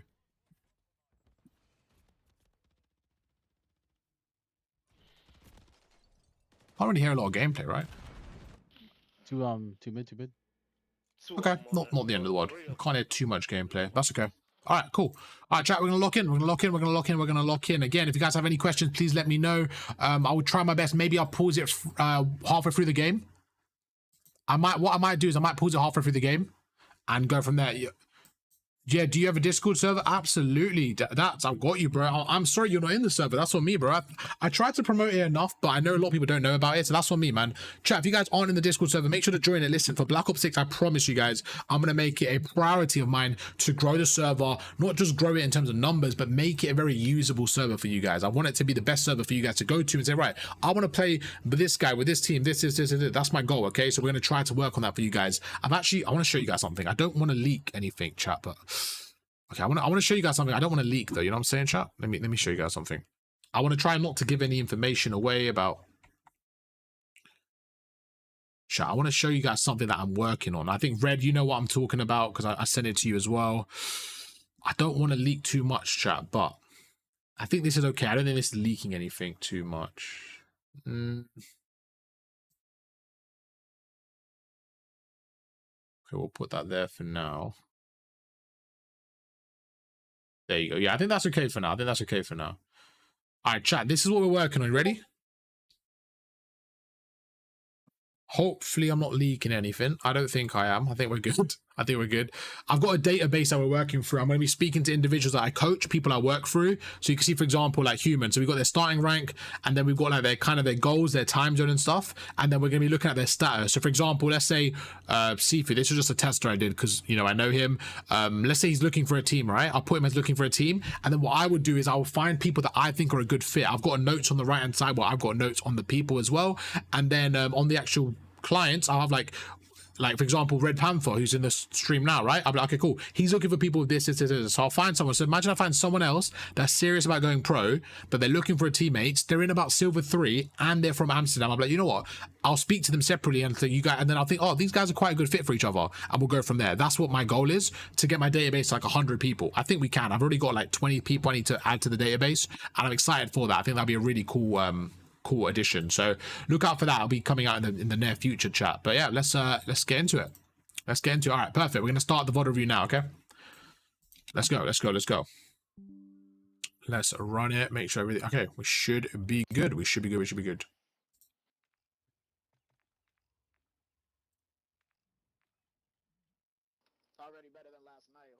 I think even if you have a goal of going pro, right, it doesn't mean you have to go pro. It could be a point where you're like, you know what, I can learn loads of fundamentals, I can get to crim, maybe compete, maybe have fun, play some tournaments. I think everyone can get to a good level. Even if you're at silver, in my opinion, you could definitely work on some stuff to get you to the high level. I really do believe that. I've coached so many people that are like starting off as silver. Once they learn the certain things, oh, okay, we're chilling. Maybe they don't go pro. They have a chance to get into a high level and competing and stuff like that. For sure, bro. For sure.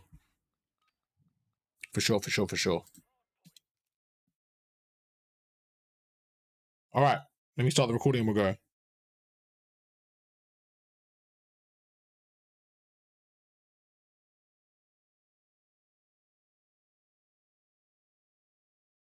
All right, ready? All right, let's go, chat. Let's run it. Yeah, I agree with that, Mercy. I actually believe Diamond to Crim is obtainable for most people, especially if they learn a few things. I definitely believe they can get there. Absolutely, I agree with that. All right, let's go.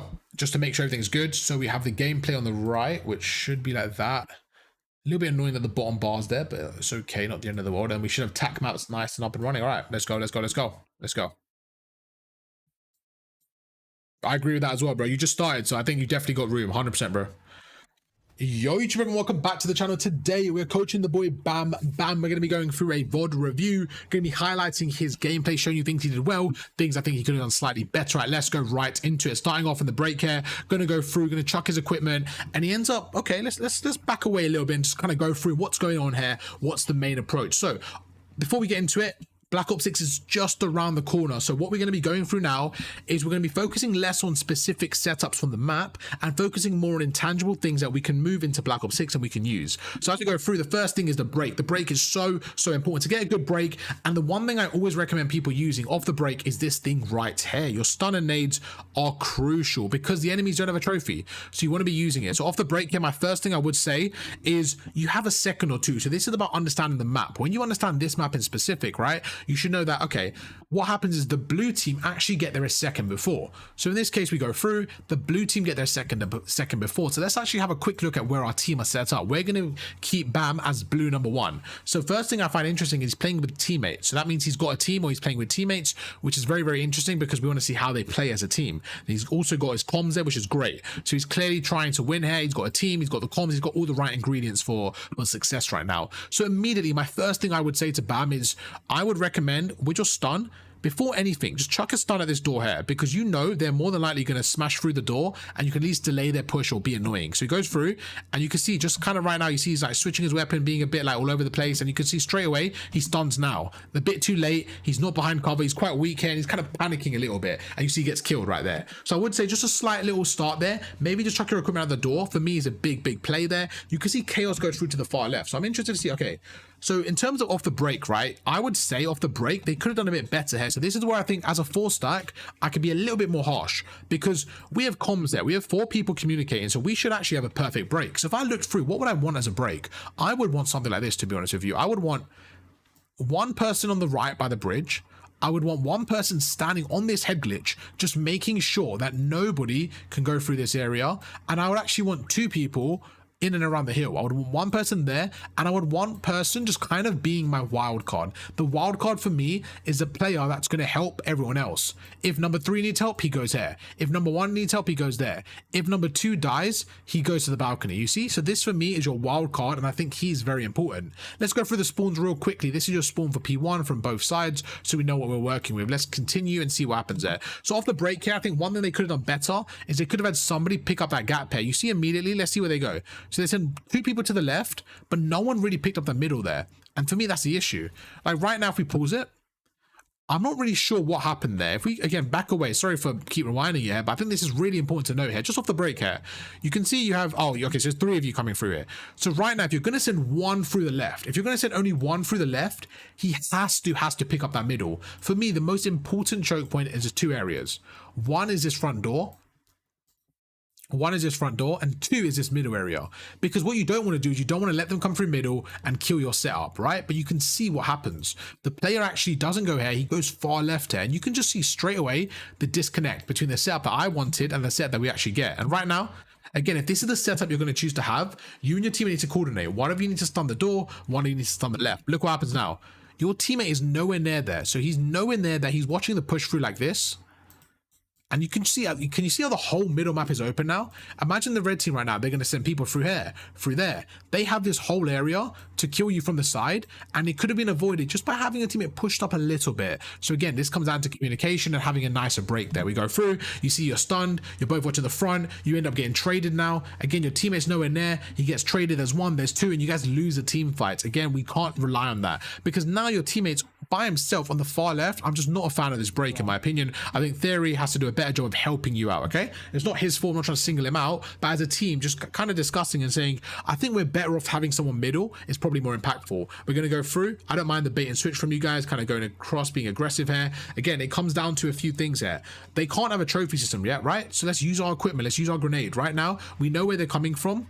Let's jump across. Let's be annoying. Let's get some map control. Let's stand on this ledge. Let's kind of break this together and use movement, use different angles. Because you see how you're kind of shouldering, but you're not really helping them. And just like right now, look, we don't want to be sprinting. This is something I always see. I would say under the diamond level is something I come across a lot.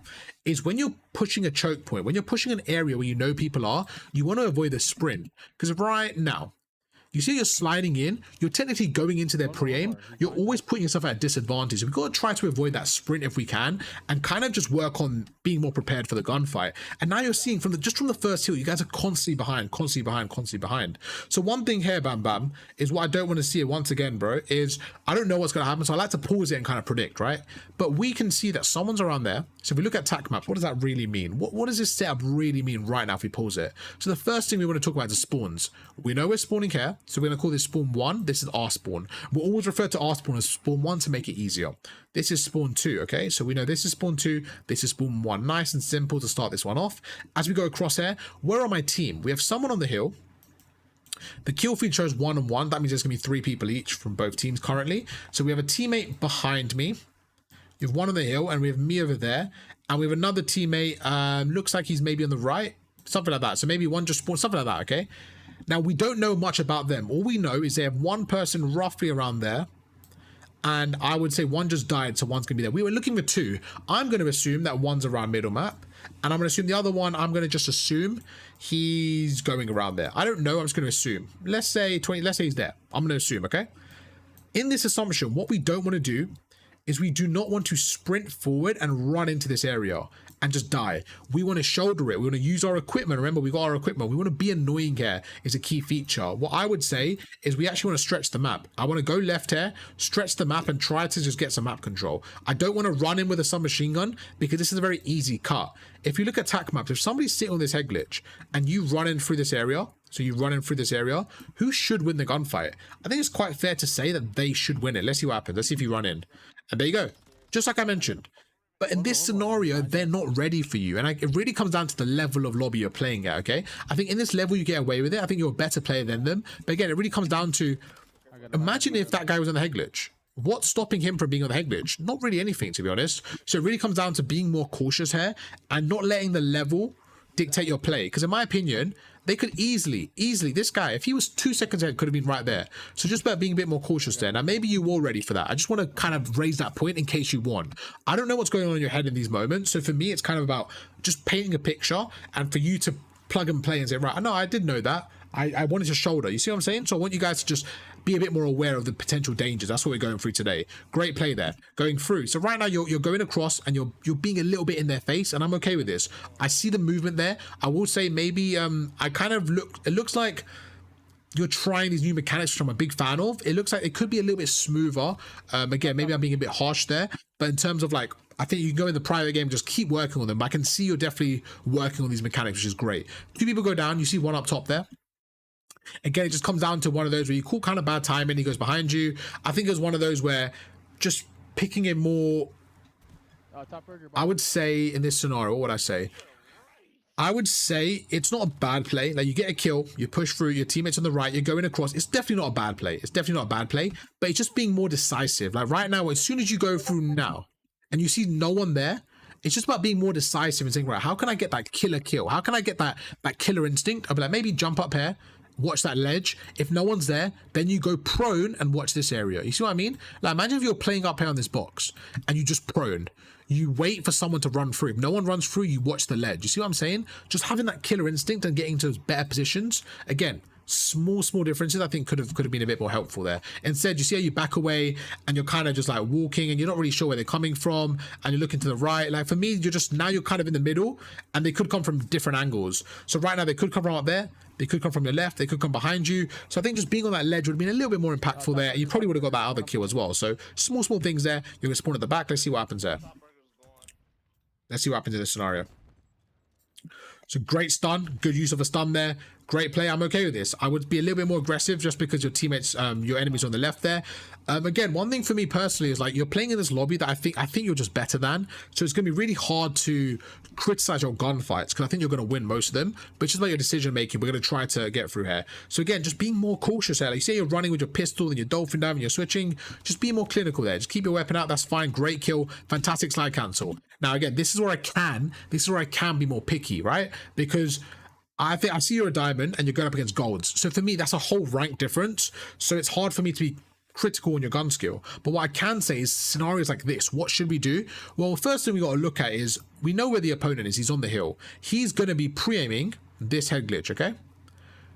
But there's an issue. I have about 35 to 30% health. That means I'm probably about 2 shots, maybe even 1, to be honest with you. So what we don't want to do is we don't want to peek this head glitch. We don't want to peek here before my teammates say we're going to buy time right now. We got 2 down. We want to buy time right now. So let's see how you play this if you buy enough time.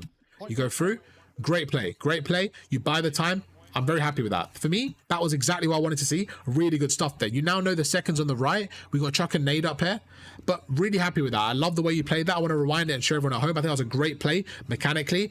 Again, off the break here, I'm not a fan of this initial dolphin dive, because if I have somebody here against a better player, right? If I'm in this window and I'm pre-aiming you, you're probably dead here. So I'm not a big fan of this initial dolphin dive, but once you get through, I'm a real big fan of the play. Great stun, you get aggressive, you hold the angle, you kill him, fantastic. Your slide cancel, brilliant centering, you take out the second, you take your time, you buy time for your third, really good play there. Again, being really, really picky now, you know the fourth's up here, you got a grenade, just slam that grenade. Hold a grenade, hold the frag, hold the frag, hold the frag, chuck it through the window, bounce off, easy kill, and then you slide to the left here. So little details like that, but overall really, really good play there. Very happy with that. Let's play it out.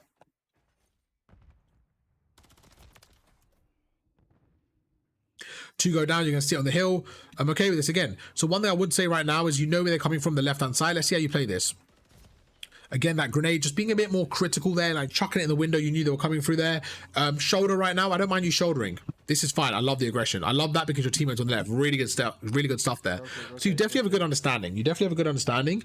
And again, I'm looking at this lobby, and it's a little bit difficult to judge because you're playing in a 4-stack against people you're better than. So for me, I'm really trying to be picky. Anytime I see a small mistake, I'm going to really go into it. Not because it's a terrible mistake, but I expect you to be better than these players. So when I look at these lobbies, I'm like, right, how can Bam be perfect? Because you're better than them, right? So you're probably going to win, but how can you be perfect? And that's what I look at. And again, plays like this. So these are good for me because these are mistakes that you're making against golds. And if you're making a mistake against a gold, you're probably going to make the same mistake against a diamond. And that's where it gets even more problematic. So let's go through and look at their possible setup right now. So they have a setup where P2's just finished. They're going towards P3. I would actually assume, before this even happened, 3 spots for someone to watch the pinch. 1 spot is around here. This area, people love to sit here and watch the pinch. The other area is these back steps. The other area is maybe around this head glitch here. Not even a head glitch, just kind of around the area. So when I'm going through this area, through P4, I'm trying to be a bit cautious. What I personally am doing is trying to get into this building and trying to shoulder and just trying to find information. I think that's one thing we could definitely work on with your gameplay, is the information. I feel like you kind of get aggressive and then ask questions after. And this is a perfect example. Look, you're quite weak here. You're quite weak here. You have no idea if anyone's watching this. If you think about it from the enemy's perspective, they just saw you on the minimap kill their teammate. So they should in theory know that you're coming through here. They should be like, you know what? Bam is coming through somewhere here. They should kind of be ready for this, to be honest with you. So it's down to you to predict. So right now, again, shoulder for information. But you see, instead of the shoulder, you see how you dolphin dive in? This is where it gets really problematic because you're looking around now, but what if the player, instead of being right there, what if he was standing right there? What if he was standing prone there? What if he was in this head glitch? Regardless, right? You see, in all these scenarios I've picked up, you're still at a disadvantage. And that's where I think just slight game awareness of saying, you know what? There's somebody that's probably pinching it. And the thing is, you actually held the angle, so you kind of expected it, it looks like. So just being a little bit more creative there and saying, right, what can I do? Let me shoulder this. Let me take my time. But look, you go into the open and you're dead here. Regardless of where they are, you're dead here. Those are the little things we need to work on. Because look at this effect this has. You die now. Look how far you spawn. I want to show you something. Look how far you spawn. You spawn other side of the map. Let's have a look at attack maps here and look at the difference. And this is what I mean by every kill has an effect. There are some kills that are wasted, but most of the time, majority of kills, even small ones like that, which only look like 1 death, have a massive effect. Let's move everyone out of the way. You doing that 1 dolphin dive, you went from here, okay? And this is why I talk to people about being patient, because overall it helps you. You went from being really aggressive. This guy's standing right here, okay? Instead of shouldering it, and let's just say you delayed the gunfight for 5 seconds, right? 5-10 seconds, you shoulder it. Instead of doing that, you dived in and died. Now, I would much rather my teammate be around here, being annoying, distracting number 2, at least distracting him, then dying here and spawning all the way back there. Because if I ask you right now, how many seconds is this distance? I would say about 15. To really get there, is a good 15 seconds without anyone stopping you. And you see the issue here is you just gave a free death here. Now imagine against a better team when you're giving a free death. What are they going to really do? They're going to kill you, and then what? They are then going to push up the map. This guy is now going to push up to this area here. And then guess what? When you spawn up, and you go through and you go through and you go through, he's now killing you over there. You see? This guy now kills you, and guess what? You spawn back there. So that one death has delayed you for 20 seconds against a better team. Especially with your team dying, now you're by yourself, now 3 down, 4 down. Now look, now it's a whole domino effect. You guys are now pushed back and there's no map control. So we don't want this to happen, because now look, now they're holding you from middle, they're going through. And again, against a better team, if we look at the red setup, if they have something like this, unfortunately, you're not really able to break it. You're really not. If they have something like this, let's just, you know what, let's just do this. They have someone on the bar, they have someone there, they have someone middle, and they have somebody at the back. Let's just say this is their setup, the red team. As a blue team, it's really difficult to do anything. It's really, really difficult to do anything. Because even if you push up, okay, let's do this actually. Let's just do something like that. This guy's watching over the ledge.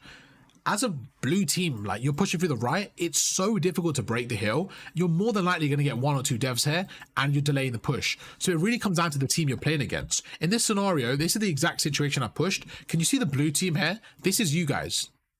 The only difference is the players you're going up against, because they're gold and like platinum, they're not set up as like a crimson team, right? So they're not having, you know, stair glitches. They're not having people set up in really dangerous areas, so you get away with it. But the problem with getting away with it is when you go against better players, you think it's normal, and then you kind of like play like this. So these are things we've got to avoid, because look, this guy goes through and dies. But what if he kills you? You spawn out again. So you see how you guys broke the play? Good play from breaking the hill. But again, we don't really want to be in scenarios like this, okay? So it all comes down to there's 1 or 2 small kills here. But great break. You go through. There's one. There's a guy on your right. Good break there from a team. You end up pinching them. I think that's a good break overall. I'm quite happy with that break.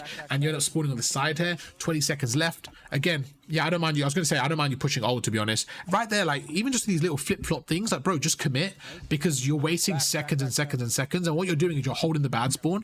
So right there, you see you're committing, and then you go through, and then you back away again. I know it doesn't look like much, but you just spent, let's see how many seconds that was. I actually think that's like 6 seconds there, which is quite a lot. You're here at 22 seconds, right? So let's say right here. At 20 seconds, you're right here. At 20 seconds, you're right here. And look what you do. You go forward, then you back away, then you back away, and right there. So 5 seconds, again, doesn't seem like, oh, not too much. But if you think about 5 seconds from where you were standing right there. Within 5 seconds, you could have been there. You see? So like, you just going up, down, left, like, you're just delaying it, and you're just holding the bad spawns. We want to get out of there as quick as possible, because these are the bad spawns for the new hill. But you going in and out, in and out, in and out. As soon as your teammates die, you're basically just helping them spawn here. So we want to try, like, this spawn's a no-go. So you need to be out of there. You need to be out of there, because now look, now your teammate's going to spawn with you, and it's kind of chalked. You still spawns behind you, right? And now you're kind of delayed. You're going through again. You see the delay here? You're just doubting yourself. You're doubting yourself. Look where you are now. It's taking you 20 seconds. 20 seconds, all right, bam, to go from here. You went there, there, there, there, there, there, there, back there. You see what I'm saying? A lot of indecisiveness. There's no need, bro. Just be confident in your ability, because you've got good gun skill, and push through. Just push through, be confident. Your teammates are fighting. You need to be with them right now. You're hot. Look, you're backing away. You're backing away. Oh my God, you're 360 in the air. Shit's going down, bam, okay? And now you spawn out. You spawn out, and now it's another hard break, all right, bro? Just small details. Again, your gun skill is clear right now, so we need to be working on that. 4 down, sorry, not 4 down. 4 spawn up, cruise missile goes in. I'm okay with it. I probably prefer it on the next hill, to be honest with you, but I'm okay with it. I think that was a good cruise. I'm kind of not sure how that. Okay, I think that's kind of all over the place. I'm not sure what happened there. This is good. This is interesting for me. I love this play because I can talk about it. I don't think it's a good play, but I love talking about this play because it's something that happens all the time. Right now, 3 people die in your team, okay? So you're in a bit of a panic, okay? 3 people are dead in your team. What does that mean? It means you are the only one up, and none of your team got any kills. So we can assume that the enemies have 4 people, and we have 1. In this case, bam, okay? You jumping on the hill right now, all you're going to do is you're going to paint a target on the hill. The hill will come up red for them, and they know exactly where you are. I would much prefer you taking your time here, staying on this ledge, chucking a stun, chucking a nade, chucking a trophy, watching the stairs, be annoying. Because the problem we have, I always see this when coaching people. I want you guys to pay attention to the score. 56, okay? You're on 56 right now. 57. No, not even 1 second. Not even 1 second. I would rather you play your life and push them off the hill.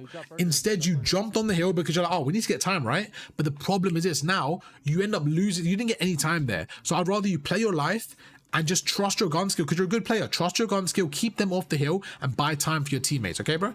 Those are the little things we want to work on. If you're by yourself and your whole team's dead, let's not rush it. Let's take our time. Let's buy time for our teammates. We don't need to be overcommitting here. New hard point. They should have someone set up here. Let's go through. Let's be a bit cautious. Let's chuck our stuns through the top window. Let's work together. Let's see what happens there. Let's see how you break this. You're down by 50.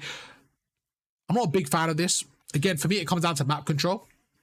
Because you're the only one on the hill, I'm okay with it, but I'd rather you guys gain map control there. And that's the issue I have, okay? It really comes down to map control. You should be looking at this and saying, forget the hill. Forget the hill right now. Before we get on the hill, let me show you what I mean from tac maps, okay? We'll make you these two. This is you right now. Your team is around there, okay? So where do the two teams spawn? So just like we mentioned earlier, we're going to make it very simple for you guys. 1 and 2, nice and simple. Team 1 spawns around there. This is on P4. We're still on P4. Look at the map. We're still on P4, okay? Team 1 spawns around there. Team 2 spawns around there. Around this proximity. As the rotations are proceeding, with 8 seconds left, I think it's safe to say whoever spawns up from Team 2, they're more than likely going to rotate around. They're more than likely going to rotate this way, okay? So we, as Team 1, we as the blue team should be thinking, right, I'm actually worried about these players. What I actually want to do is I actually want to try and get map control because they could be anywhere. They could be here, they could be middle. There's probably one, there's 1 and old, as we can see, there's still 1 and old. So we know at least one's there. They might have maybe something like this. They could have something like this. We have no idea. But right now, you shouldn't be thinking of the hill. You should be thinking of the map control and thinking of the bigger picture, which is the 45 seconds of this hill. Don't worry about the first 10. The first 10 is a settling period, right? You still got plenty of game left. The first 10 seconds should be used to gain this map control, to gain this area and say, right, we need to make sure no one's here. Once you've done that, once you've cleared that map area, then you can commit to a setup. But look what happens. You go through, you're by yourself, you sneak across. If I ask you right now, where are they? You have no idea. You have no idea. You sit in a corner right there. So the problem for me is you're sitting in this corner, tucking away, and you and your teammates are right here. You got another teammate pushing up here. We have absolutely no idea where they are. There could be someone in there. There could be someone just on the ledge, on the bridge. There could be someone on the balcony. We have no idea. And the problem is this. Look what happens. Your teammate goes through the right. Your teammate goes through the right. Your trophy goes down. But there's no one there. So as soon as you go in the hill now, let's go prone. Look, just like I mentioned, there could be someone on the balcony, someone's on top. You have no idea where they are, and you're kind of just sitting like this. You're just a sitting duck right now. Your teammate goes through, and it just really opens up too many opportunities for them. And just like I mentioned, we don't know where that guy was. He might have been anywhere. He could have been in the window. He could have been anywhere. He actually was on the side. He was right there, and he gets a kill. So you see, it comes down to just preparing. Like right now, you go through, you die. Your teammates are now 2v3. They end up going across. One more dies. He gets 1 kill. It just gets way too mixy, which it doesn't need to be. You guys get the kills here, and it works out okay, but it could have been a lot cleaner. You're now saying, right, let me push up, let me be annoying. In this scenario, I want to see you hold the middle map here. You have a sub, hold middle map, be annoying, chuck a nade up top there, just really get in their faces. I trust your gun skill a lot here, and I want to see you use it more. I want to see you utilize it more. Right now, hold that middle. Good nade. I'm a big fan of that grenade. I want to see you hold middle here. I want to see you hold middle and get the balcony instead. Don't worry about the hill. I want to see you hold middle map here. For me, you're too worried about the hill. If I asked your team about their setup right now, if you think about it, there are 4 of you around the hill. For me, that's 0 map control, and it really comes down to map control. We want to have someone middle. We want to have someone pushing out a bit, because you're just going to get pinched. You're going to get pinched and collapsed on, and it's really hard to play against. Against a better player, like right there, against a better player, they're going to fry you because they're collapsing on the hill. So I think one thing you guys got away with is you guys were just better than this team, and it kind of just shows because they're not punishing you enough. Okay, bro? Hope that makes sense. Hope that's fair as well. So even game here, you go through. Again, I don't mind these plays. I just like my sub being more creddy, man. I like my sub being annoying and just holding different angles and just being really annoying. Like right now, just small detail, but let me show you what I mean on attack maps. You expect them to come through here, right? You expect the red team to come through here, okay? Let's say you're sitting right here. What is your vision? We're going to do 2 things. We're going to make your line of sight, your vision, the orange marker, okay? So this is your current vision. You can see, where is it? We'll make it the orange so you can see this. This is your current vision.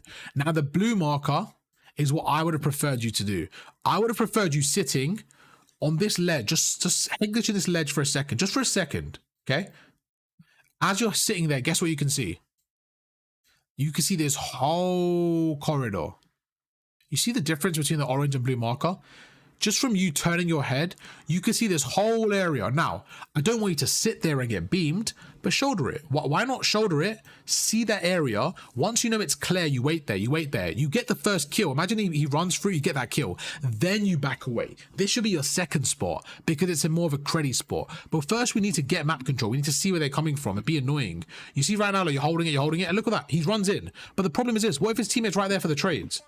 You see, go for, yeah, so right there, like, okay, where you're sitting right now, imagine if you were sitting here earlier on this head glitch, you would have killed them before they get here. You see what I'm saying? Because now you're fighting them over there, but we want to fight them before they get here. That's the main point. We want to stop them from getting towards us. Because if you lose one of those gunfights, they're already on your teammates. They're already there. So just really small details like that, bro. Because now you go across, your teammates get two, he spawns out, we got instantly turn around here, we know they're coming through the right. Again, look at the minimap, they come through the right. But because you guys are all trapped in the hill, this is why I think you're struggling with hardpoint. Because when I'm looking at your team now, you're always in the hill. Your whole team, is like all four of you are always around the hill. And I think that's a bit of an issue. I think you guys got to try working on stretching the map a little bit, okay? Don't be afraid, because you look at your gun skill, you're frying. This is your second cruise, bro. You're absolutely frying them. But I just want to see you stretch the map a bit more. I feel like you're constantly playing with the team on the hill, and it's not stretching enough. There you go. He's on your left there. Again, just reading that a little bit before.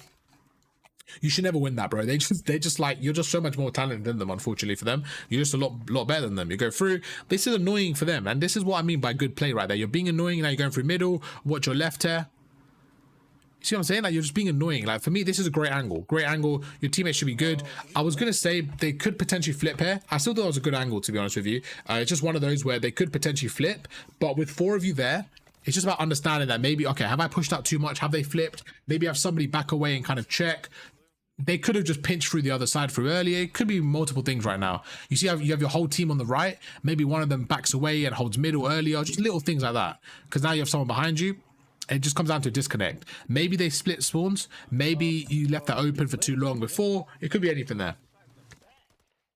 Yeah, so it looks like the spawns actually flipped there. So again, maybe when you pushed out, you guys want counting numbers, counting names. Just little variables like that I think could be worked on.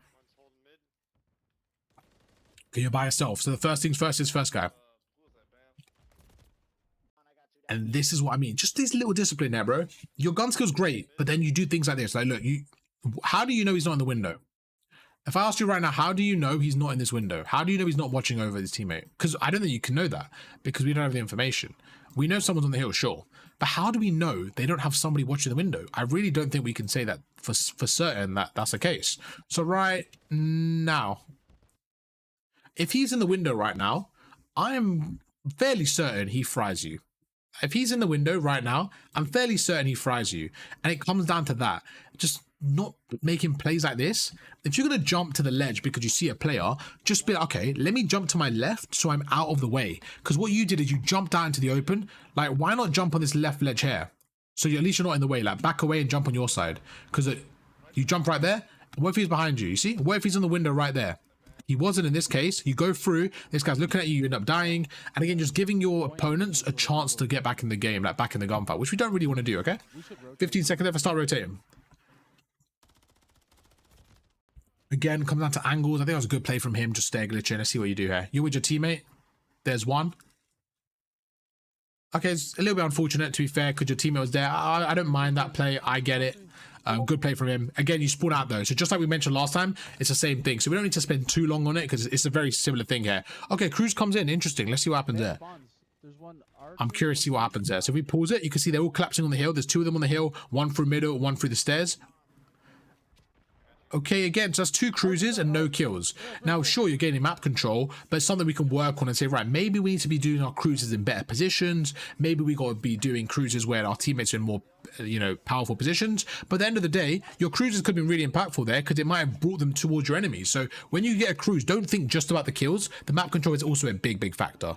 So not a bad play there. Not a bad play. Your teammates break the hill, so I'm okay with that. Again, stun and nade there. Really small detail. There you go. Good stuff there. And you're by yourself on the hill. So once again, it's just one of those where you're by yourself and you need to think, right, should I play the stairs? Me personally, sometimes I'm actually getting out the hill and playing those stairs and stopping them from breaking the hill. It really depends on your goal here. I'm kind of worried right now, and I'm probably thinking about the bigger picture. So for me, I'm probably trying to get to this back area here, and I'm setting up for the new hill. And that's where I think it really comes down to. And I want to explain this as kind of my final big point, and then we can kind of play out the rest of it, okay? Let's look at this scenario right now. I want you guys to just picture this with me. Let's go through this bit, and then we can kind of just proceed with the rest of it. Again, this applies for Black Ops 6, and this is the whole thing about understanding the bigger picture for me, okay? 20 seconds left right now. We're going to keep you as number 1. You are right over there, okay? Your teammates are dead. So where are your teammates? Your teammates are going to be spawning around the stairs area here. So they are spawning on spawn point 1, and this is spawn point 2. Now, what I'm going to do, I'm going to also make the spawn point for the next hard point, okay? So I want you guys to bear with me here. We're going to make it, it's a little bit complicated, but as long as we go through so, we'll be fine. The spawn point for the next hard point is 2 and 1. So you can see this spawn is fairly similar. Now it could be a little bit different. Actually, no, that's wrong, that last bit. What am I talking about? The spawn point 2 is actually here. As the hill pops, it goes around there. And 1 is around there. That's kind of the spawns once P4 is popped, okay? And for the P3, this is spawn point 1, spawn point 2, okay? So what we're trying to do now, with 20 seconds left, the current spawn, my current team are spawning here. Remember this. Really, really important right now, okay? So what am I thinking? I'm thinking, right, my current team are spawning there. What are they going to do? They're more than likely when the new hill pops, we are more than likely going to get this spawn, the bad spawn, essentially. If the red team are spawning here, they're going to get this P1. You see where I'm coming from? But these spawns are going to be together. Now, what would I rather? I would rather have like spawn 1. I would definitely rather have spawn 1. So right now, you have a role here. Your role is to be impactful and say, what can I do to maximize my chance of capturing spawn 1? And this is where I think it's so important. We look at the map right now, and this is roughly their setup. We don't know exactly, this is roughly their setup, okay? So I would look at this and say, right, yes, there's 20 seconds left of this hill, but if I play my life underground, if I get annoying, if I get back here, what am I doing? I am causing a distraction for these guys. They have to look for me, and as they're looking for me, my teammates can push up. You're buying time so that your team can push up, and hopefully they get the kills here. Hopefully they get 1 or 2 kills, and guess what happens? If they get the kills here, every kill they get, they are spawning the other team to P2. So you're not worried about these 20 now, you're worried about the bigger picture, which is the next 60. So you're actually trying to spawn them out, and then the new hill pops and they spawn here, and you guys have the new hill. So it really comes down to chaining rotations, chaining hills. You're not only worried about this hard point now, you're worried about the new hard point. So you're thinking, what can I do to play my life and be annoying? But let's play out what actually happens. So yes, you get a bit of time here. It's 149, 149. From rails. 2-on, 2-on. We rotate. We're not 149. 17, sorry. So you're on 177. So you're by yourself here, and you're on 177. So you get 1 second, 2 seconds, 3 seconds, 4 seconds, and you die. So you got 4 seconds, and this is my big point. This is what I want people to understand. I'm not saying get off the hill because it's not worth it. I'm saying you're more than likely going to die because you don't know where they are. They can come from every angle. If I asked you where the red's coming from, you have no idea. They could come from that side, from that side, from that side. So you sat here for 4 seconds when I would say in this scenario, maybe play your life, get to the back, be annoying, try to be annoying, buy as much time as possible. Be annoying, buy as much time, let them get distracted, let them look for you, and then your teammates can push through. And that is a small gap I think is really, really valuable as an SMG player. Because now look, now you're spawning out. Now you're spawning at the spawn 2, remember we spoke about? And your whole team's spawning there. And look, you did buy a bit of time for your team, but imagine if you bought a few more seconds. It comes down to that, okay? And the more advanced the enemy team gets, the more they're going to punish you for these plays. So this team, even though you had the bad spawns, guess what? Not even an issue. You walk right past, not an issue. But as you play a diamond team, as you play a crimson team, as you play an iridescent team, as you play a 4-stack top 250, they're going to be more and more punishing. They're going to be more and more set up, and that's where it gets harder. In this lobby, it's not too difficult. You're going through, you're getting your gunfights, you're breaking hills. It's not too bad. But as you progress as a player, you need to make less mistakes because they're going to be more punishing, and that's what it comes down to, okay? So let's proceed to push out a bit. So once again, you can see you guys had 4 down. You guys had 4 down. Everything was going well. And you guys just lose the setup here. So let's see what happens. Look, 2 go down, 3 go down, and you guys break the setup. Why? Too narrow. Way too narrow. If you pause right now, your whole team is too narrow. You're actually doing a good job of stretching out, to be honest with you. You're doing a great job there. But the rest of your team is very, very narrow. So something we definitely need to work on is not being too narrow, okay, bro? So we go through, we go across. You see they go across, see what happens now? And you can just see, now you guys lose the hills. We want to try avoiding that. We want to try and be like, okay, why are we losing the hill here? That's not something we really want to happen there. Going through. 15 seconds left. Again, rotation. Guess how many people are there? 3 people are here. We need to be rotating. We need to be rotating for sure. Same thing as earlier. Map control, map control. You can see they're in the hill. So it really comes down to the same things, okay? Again, in this lobby, you're getting away with it. Not a problem. Against better players, it's going to really, really get to you. So a few bits of advice from me, just from seeing your one gameplay. You have good gun skill. Good gun skill. I think your sensitivity is a little bit too high, in my opinion. I think if you go to like a 6.6 or 7.7, I think it'll be a bit more fine-tuned for you. I feel like it's kind of, I can see a very high sensitivity. If you like it, it's absolutely fine. There's no problem. It is personal preference, but I would always recommend a little bit lower. I personally play a 10.7, but I do always recommend a 6.6. I think it's a lot smoother, and you'll get a lot more consistent results with it, in my opinion. The other thing is just, as a team, I would say your setups, I want to see you pushed out a little bit more. There were certain times where you did a good job stretching the map, especially you specifically. I think you did a good job stretching the map, but as a team, I want to see a bit more pushed out, okay? And that's the main 2 points, I would say. And just certain times, like being a bit more aware, instead of like dolphin diving into the open, which I think I saw about 3 times, just being a little bit more aware. But overall, it really wasn't bad. There isn't too many mistakes because you're better than these players. So next time, I want to see maybe a gameplay where you guys struggled or it's against a better team, because then we can really, really go into your weaknesses. Because if I look at this, to be honest, it's not like unfair, but you guys are a 4-stack, and I think you're just a better player, right? You're a better team. You can see you're in a diamond lobby. It's one of those where if we look at the enemies, can you see what I mean? Like, you're in a diamond, you got a diamond platinum, and they've got platinum golds. It's not too different. It's definitely not too different. Those teams are similar, but I think you're a little bit better. So I want to see you go up against teams that have maybe a little bit of an advantage and see how you really break it while playing at the disadvantage. That's kind of my key thing there. But hey, YouTube, hope you guys enjoyed it. Bam, hope you enjoyed it, bro. And yeah, thank you guys so much for watching. If you guys want personalized VODs just like this as we head into Black Ops 6 for now and for Black Ops 6, hit me up on Discord. I'm going to be doing plenty of VOD reviews. My voice is gone. That's my second VOD review today, so we're going to go chill for a bit. You guys enjoy the video. You guys enjoy the stream. Make sure to drop a like, and I'll catch you guys for another one tomorrow. Peace. Wow, my voice is gone. My voice is gone, chat. Chat, how do we do? Chat, how do we do? Dub, L? How do we do, chat? Dub, L? Yo, my voice is gone, bro. Chat, do I talk too much? Be honest with me. It's okay if I do. Chat, do I talk too much? Is that okay? Is the VODs... Listen, I want some live feedback from the boys. Chat, please be honest with me. I want this to be the best community for getting better. What can I do better in the VOD reviews? Give me any feedback, chat. If you guys liked it, tell me what you liked. If there's things you think I can do better, hit me up, bro. Tell me everything you guys think, chat. What do you guys think? And then we'll run some games. I'm tired from that. My voice is gone from that. Wow, my voice is gone, chat. That actually hurts.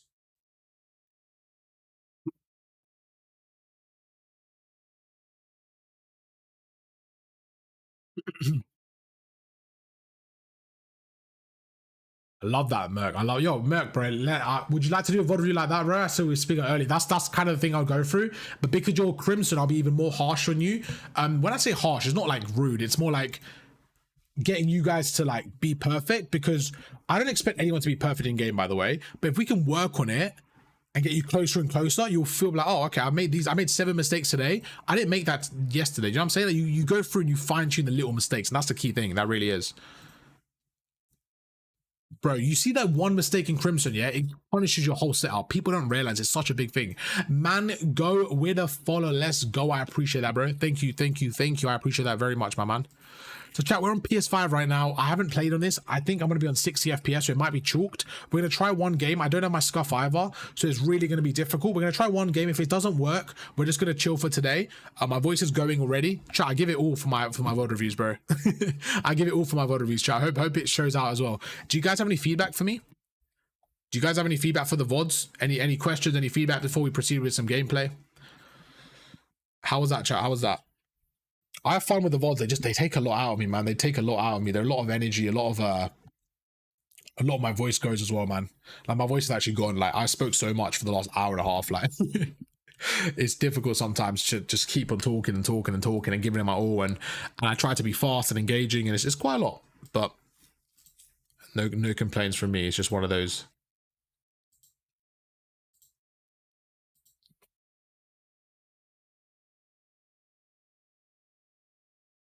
I learned some good stuff there. Love that, Jace. Love that. Jason Marks always in the YouTube, my boys. Let's get into gameplay. Enough talking for now. I love that, Draco. Listen, bro. I don't know how it's going to be, man. Let's try it. Let's try it. I really don't know how it's going to be. I have no idea, bro. The delay could be disgusting. And the thing is, I don't have Modern Warfare 3 in this game as well. Okay, the brightness is awful. How do I turn brightness up on this shit? How do I turn brightness up?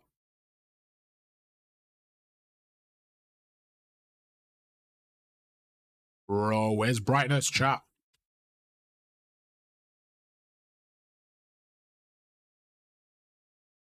Nah, I need my PC back, bro. They did me dirty, chat. My PC fucking broke, bro. Chat, they did me dirty, bro. My PC did me dirty. Yo, where's my brightness, man? Nah, chat, why is my brightness so low, bro? I can't see anything on this.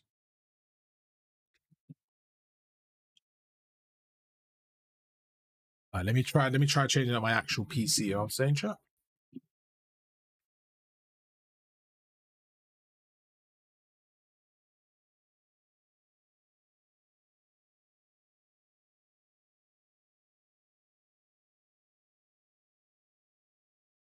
Bro, where's my brightness?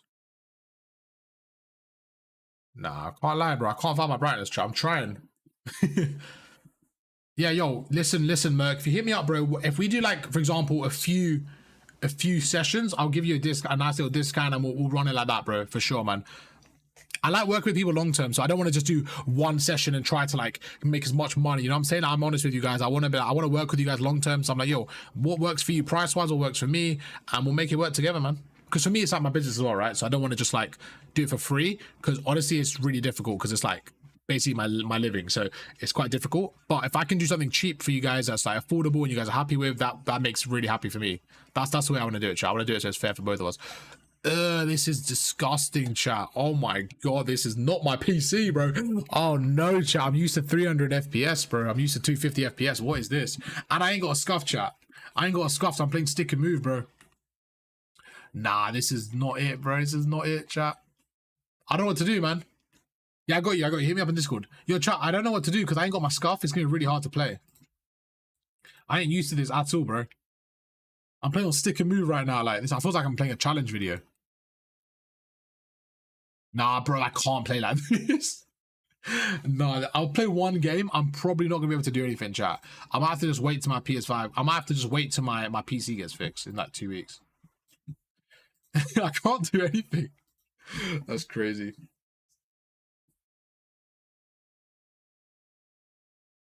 What was great. Let's go, Bam. I appreciate that, my boy. Wait, Bam, was that yours? Wait, Bam, was that yours, bro? Am I tweaking? Wait, no way that was you, Bam. No way. Wait, Bam, was that your gameplay? Or was it not? Like, you Bam Bam, or am I tweaking?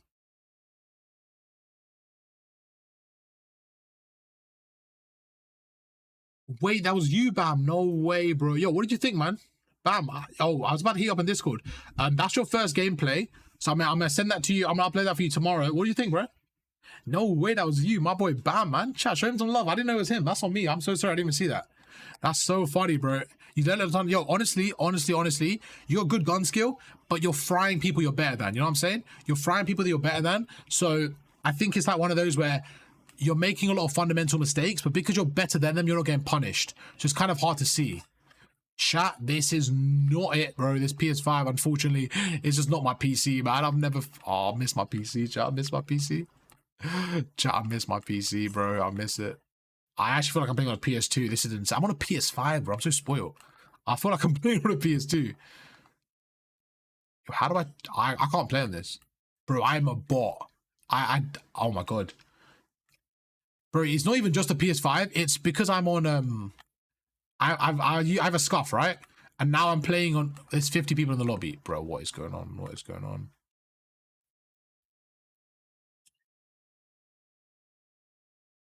I can't do this, bro. It's because I don't have a scuff as well, man. So I'm playing D4. I've never played D4. Oh, it's nothing compared, man. I'm hoping my PC gets fixed for Black Ops 6, man. They didn't even reply to me, man. I'm trying. But yeah, honestly, Bam, bro, that's one gameplay done. I've still got 2 more to do. My voice is gone now. I don't know if you realize. I try to give it my all for each VOD, man. So I take a few days, and not a few days, but I take like a gap between each one just to kind of like, because if I go through another VOD right now for you, it's going to be so much. Like, I'd rather take my time and give you the best energy each time, you know what I'm saying? So for me, like 2 or 3 VODs a day is like a nice balance. But I've got such a big queue right now, so I'm just trying to get through them, I'll probably do some off stream as well. I'm considering switching to paddles. Oh, bro, you better switch to paddles. If you're trying to compete, Draco, or just play, I would recommend switching to paddles for sure, man. Bam, did you have any questions for me, bro? We'll have a call as well. After I do the 3 VODs, we'll have a call, but do you have any questions for me while you're here? Or chat, did you have any questions for Bam or anything like that? Or for me? That's so cool. You saw it live. No way, bro. That's actually lit. That's actually lit.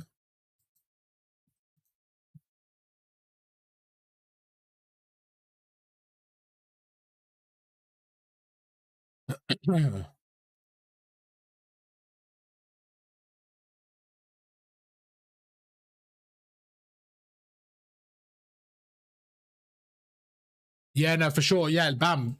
Just I've got your gameplay saved. So do me a favor, hit me up on Discord now, and just tell me to wait, and you'll send me an updated VOD 2 and 3. I think that's better for you as well, because now you've got this. What I'll do is I'll upload it for tomorrow.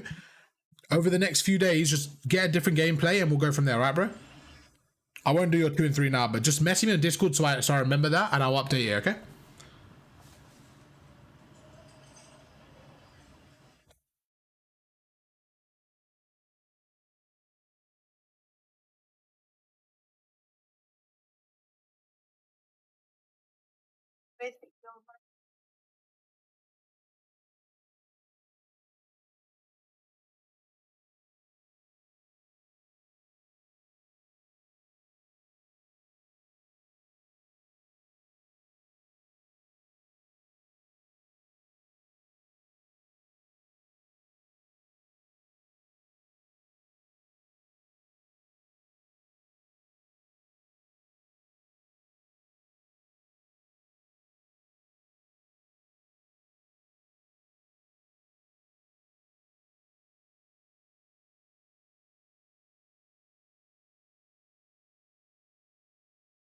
All right, chat. Look. We're gonna try it out, bro. We're gonna try it out, chat. I don't even. Oh my god, I can't even jump off, man. This is so stupid. Keeping my scuff. All right, we're gonna try it. We're gonna try it.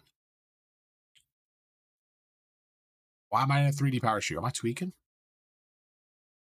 Bro, I can't believe I played on 360. I played on Xbox One for so long. This is awful. Yo, I am spoiled. Yo, chat. Who plays on console here? Who plays on console? Because I am spoiled. Bro, I'd rather play Claw, man. I'd low-key rather play Claw than this right now. This is awful. Yo, how does it look, Chad? Does it look okay or not really? How the fuck do these streamers play? Like, how the hell can launch some of that play on this? Now, mine's definitely chalk, bro. There's no way I'm on high FPS. Can I check my FPS? Oh, let me kill this guy. Right, I'm actually a bot. Oh my god. Listen, chat, it's new. Everything's new. Controller, everything. Oh my god, I'm done. All right, we're gonna leave that, chat. I honestly, I can't be bothered to play COD without my scuff because it doesn't make sense to me. But I'm gonna go play some FC. I might go chill offline, play some FC, and go from there, man. Hope you guys enjoyed the stream today, chat. I'm probably gonna chill offline now. My voice is gone. I spoke a lot today. I spoke a lot. Chat, do you guys enjoy the stream? Dub L, chat, what are we thinking? We're ready for Black Ops 6. We're ready. We're almost there. We're almost there, chat. Very, very close to Black Ops 6. I appreciate you guys chilling with me today. You're good, man. You're good, bro. Thank you so much for sending the gameplay, man. I'm excited to look at game 2 and 3. All right, chat. We're going to end that one there. I appreciate you guys chilling with us. Again, thank you for Lugo for the sub today. Absolute goat. We had that boy Winter here. Winter, I'm not sure if you're still there, but thank you for chilling with us, my boy. We had Joey Pears, absolute legend. What's good, Joey? Thank you for chilling with us. We had the boy Sinlord as well come in, make an appearance. Marin, of course, my first ever subscriber. Shout out to Marin Tolonas. We had Mickey VG in the chat. We had Red Panther, Tandon. We also had Mersu with the first time chat coming in today. Vibing out, Mersu, man. Welcome to the stream. I'm glad you joined us today, my boy. And then we also had that boy, of course, Bam Burke. We had Mango, Draco, and the man Bam with his very own VOD review. So I appreciate you guys on Twitch. Thank you guys so much. Over on YouTube, we had the boy Marks, we had Jace, the absolute legends, both of them always around. Marks is actually a member on the YouTube chat as well, man. So absolute goat. Thank you so much. We had the boy Dats, we had Earl, Richard, Master, Matthew, and Zephu in the chat, man. I appreciate you guys. Thank you guys so much for chilling with us today. Will I be live tomorrow? I might be live tomorrow. I might be live tomorrow for another 2 VOD reviews. We'll go and see how it goes. I'm trying to get my PC fixed, chat. So once I get that fixed, we'll be up and running. But until then, I'm just gonna be chilling doing some VOD reviews. So thank you guys so much for watching, and I'll catch you guys for another one tomorrow. Peace.